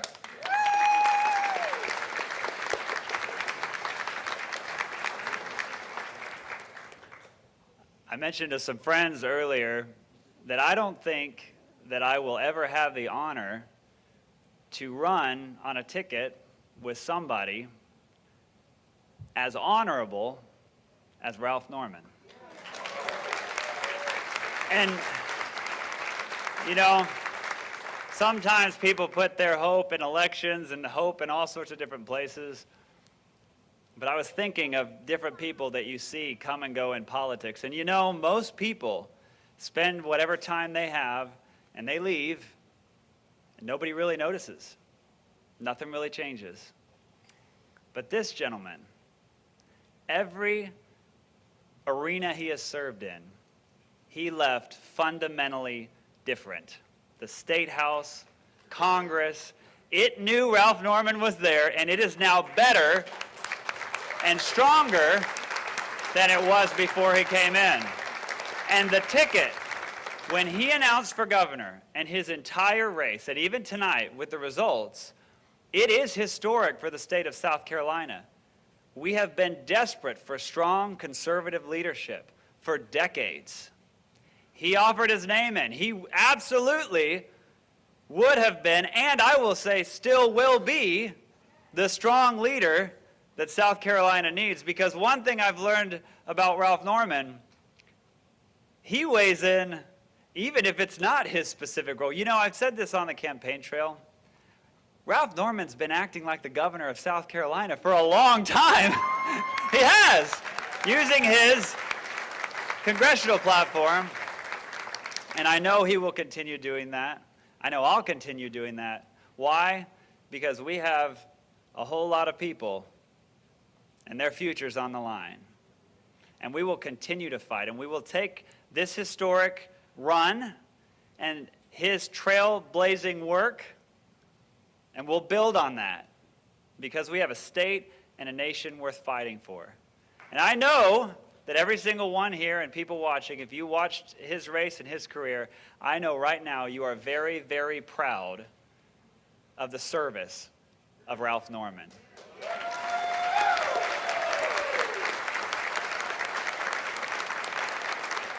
So let's keep giving it up. Give it up for Ralph Norman. Thank you. Appreciate it. Thank y'all. Appreciate it. Thank y'all. Appreciate it.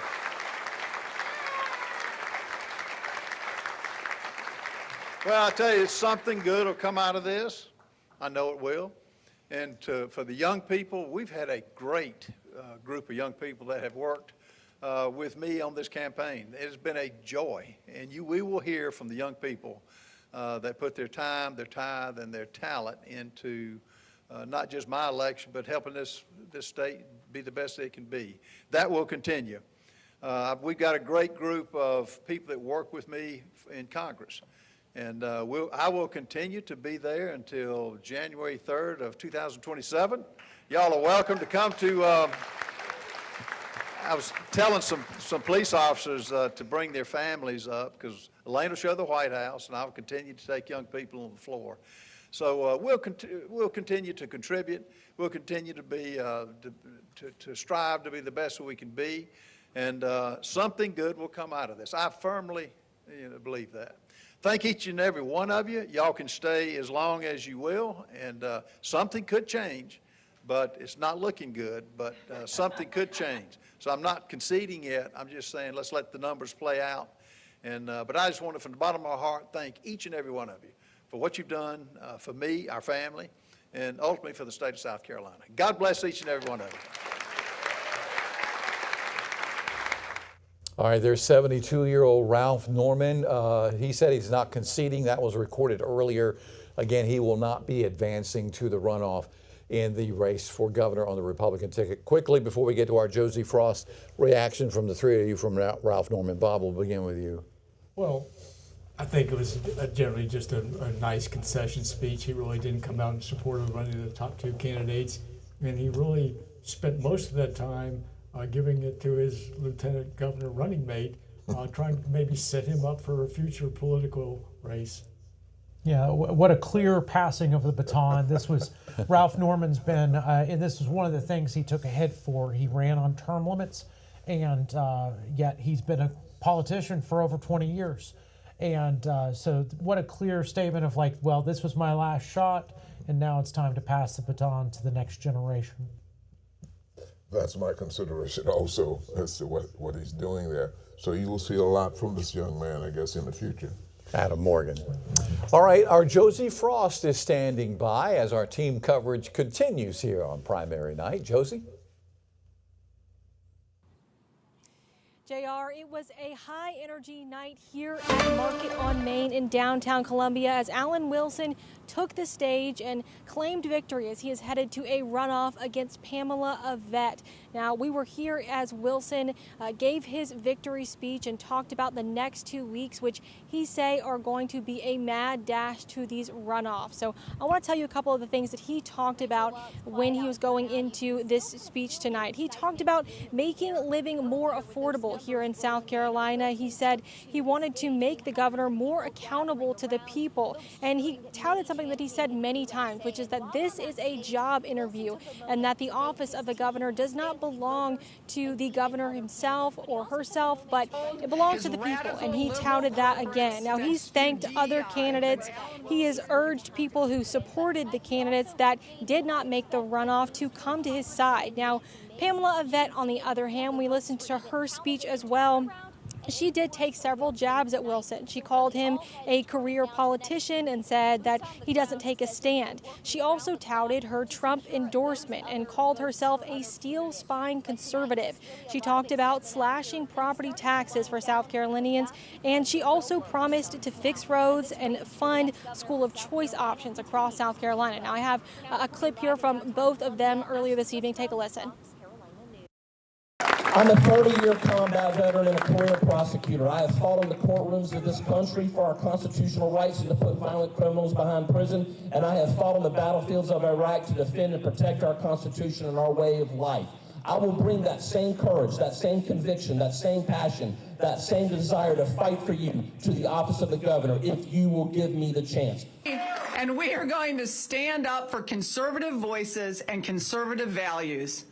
I have never, I will never back down to the woke mob. Over these next 2 weeks, we're going to highlight a very clear contrast between myself and a career politician, Alan Wilson. Now, of course, the work is not done for these two candidates, and both of them said it will be off to the races for the next 2 weeks as they try and rally supporters who maybe did not vote for them in today's election to vote for them when the runoff happens. Erica? Off to the races. All right, Josie, thank you so much for that report, giving us both perspectives there from Pamela Yvette and Alan Wilson. Now, on the other side, we've been talking about who took the win there on the Democratic ticket. Jermaine Johnson coming in at 59.4%. This coming in with a big lead here, and a lot of folks were talking about how they were surprised that he took this big of a leap. Well, let's go ahead and check in now with News 19's Megan Doksha. She has been there following Jermaine Johnson all night long, giving us an update tonight about what he had to say up there at the podium. Let's check in now with Megan. Yeah, right now I'm outside St. John's Baptist Church here in Hopkins, where Jermaine Johnson was holding his watch party. It's not that long ago that the AP called his race and he received the nomination for the Democratic nominee for this governor's race. Now, he was able to clinch that at a 59.22% vote, which is what we're reporting right now. He was running against Billy Webster and Mullins McLeod. Now, he spoke after he found out he received this nomination, and this is what we asked him. And he about people coming out to vote for him. Here's what he has to say. The people showed up and they voted for me, but it's because of the movement that we built. You know, I don't talk about partisan politics. I don't talk about left versus right or any of that type of stuff. I talk about the issues that are affecting the people of South Carolina. And people are tired of the fights of rhetoric. They're tired of the, not being able to have Thanksgiving with their families or Christmas with their families. They want to get back to the basics. They want to talk about the kitchen table issues. And that's how I've always been. I've been that way at the State House. You can ask any of my colleagues at the State House what type of person I am, and they'll tell you I don't play politics in people's lives. And people showed up because they saw somebody different, they heard somebody that was talking differently, and they wanted to represent for somebody who was different. I asked what his plans are moving ahead to November, and he says boots on the ground, and that he's going to try and get out into more of the state, more counties around the area to speak to people. Reporting here in Hopkins, Megan Dalkshus, News 19 WLTX. All right, Megan, thank you so much. And once again, Jermaine Johnson saying that voters came out and supported him because they saw someone different up there, and now he is going to focus on what voters need the most. That is his perspective, but again, we're sharing all the perspectives. And I should also mention we are going to have live reports from all of our reporters who are spread out in different areas, from Josie Frost and from Megan Dalkshus and from Jamin Wade. They're going to be giving us their perspectives coming up during News 19 at 11 o'clock, so be sure you join us here for that, because you're going to want to see what's happening next when it comes to the runoffs and where would we go from here. Those are the big questions that we're going to be answering coming up on News 19 at 11 o'clock. All right, stay with us. Much more to come right here on WLTX Plus. We'll be right back.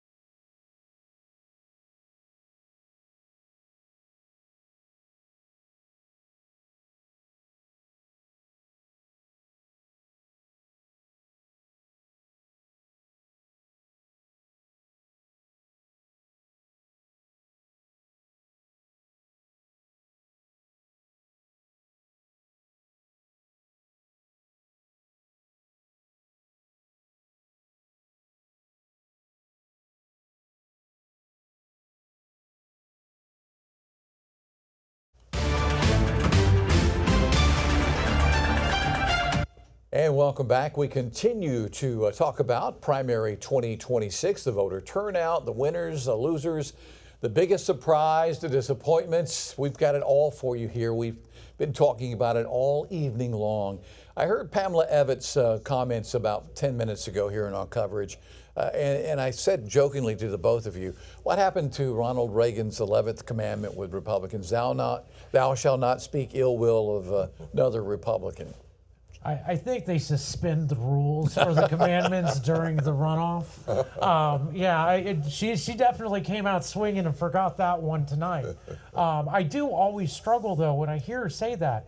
You know, she's been in office for 10 years. So is she not a politician as well as she's knocking him around? He's only been in office for 6 more years. On the flip side, she hasn't been elected. Right. Really a single time, and she hasn't really had to vote or take a record on anything. So on one hand, I'm like, well, you're right. You aren't the career politician. On the other hand, yeah, you're all politicians. I mean, come on. At the end of the day, Bob, it is politics. That's right. And it's South Carolina politics, and we know it's a blood sport. It's a blood sport. It's a little bit different. Yeah, I mean, she wants to win. I mean, it's now that it's head to head. It's like I know I have to focus my attack on. If I'm going to win this race, and again, I'm going to invoke the name of Donald Trump, I'm going to look at his record as a career politician and try to differentiate myself because a lot of effort's gone into getting to this point.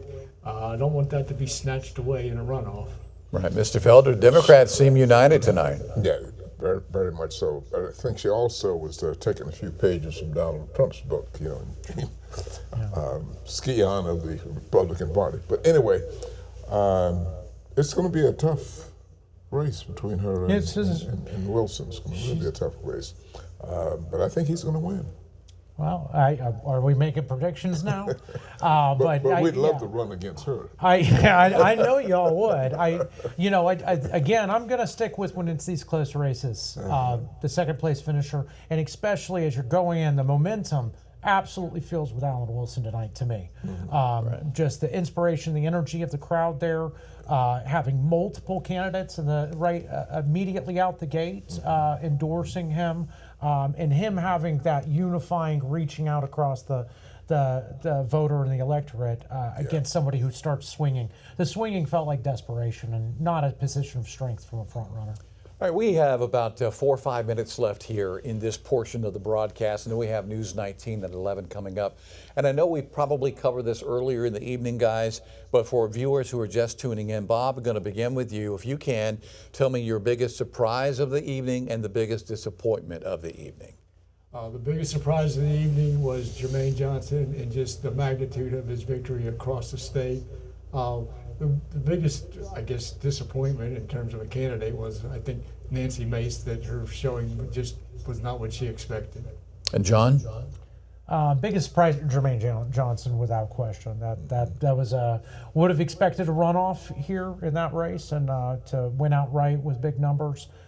Biggest disappointment, Nancy's performance with that kind of name ID probably does win that one for the night. All right, Mr. Felder. Well, Johnson, of course. I'm still kind of stunned by the margin of votes that he won. I really expected it to be a runoff between him and Billy Webster. But apparently he had a ground game going on that slipped past me. Yeah. So we'll see what happens in November. Speaking of Johnson, I don't think he's named a running mate just yet, has he? That's the other thing. He's not running. Is it possible that one of his opponents could be on the ticket? It's possible. It's possible, yeah. I have been even saying to individuals that if Webster won, he should pick Jermaine as his running mate and vice versa. So, a unified ticket. Yes. All right, so here we are. We got 2 weeks to go before the primary runoff. What's going to happen between now and the primary runoff, Bob? Well, I think we're going to see both of the campaigns really try to get out the vote, and there'll be mailers, there'll be emails. If you voted this time, you're going to get a lot more inundated with just kind of get out the vote. We need you, and we're going to, I think, see assuming that there's a debate next week, really see the knives come out on both sides. I mean, obviously Wilson was more conciliatory today, but he knows what he's going to be up against, and he's got to be ready in a debate to kind of fight fire with fire. So reaching out, trying to coalition build, lots of a blood sport of a runoff. I think the debate is a very big question. We'll see if there is a debate for Evatt, who certainly has to be a little shaken at how close, Alan Wilson is nipping at her heels, despite a Trump endorsement. We'll see a lot of reinforcement of Henry McMaster and Donald Trump over the next 2 weeks, and a lot of gloves off and fighting. Then don't forget there's the Attorney General's race, which is going to be a very intense race between a criminal prosecutor and, on the other hand, a conservative politician. And how is that going to play out? Who's going to pick up that Pasco vote? He still had 25%. That's a substantial portion. Are those people who voted for a prosecutor going to follow in line with the kind of law enforcement prosecutor in? Or are they going to go drift over to the politician? And I saw on social media tonight, again, social media, that Pasco is going to throw his support to Stumbo. So we'll find out if that comes to fruition. So Democrats just going to be sitting back and just kind of taking it easy for the next 2 weeks, I guess, right? It seems that way, but I'd like to see the momentum continue. Early voting starts again next week, I Yeah, think it is. almost immediately. I've always liked to see greater participation in the political process. Right. My early beginning was with voter registration, and we need to do better. Right. We had a 76% turnout when Obama ran, and we've been going downhill ever since, both black and white. I just would like to see that momentum kick up. All right. Jim Felder, John Parker, Bob Oldendick, guys, as always, thank you so very much for your expertise tonight. Our viewers appreciate you very much. Thank you. And we're going to take a quick break here. Our coverage is going to resume right here in less than about 3 minutes from now. We'll be back on the air with News 19 at 11. As always, for the latest information on primary 2026, you can go to our website. That's WLTX.com. We'll see you in just about 3 minutes, so stay with us. Well, I forget how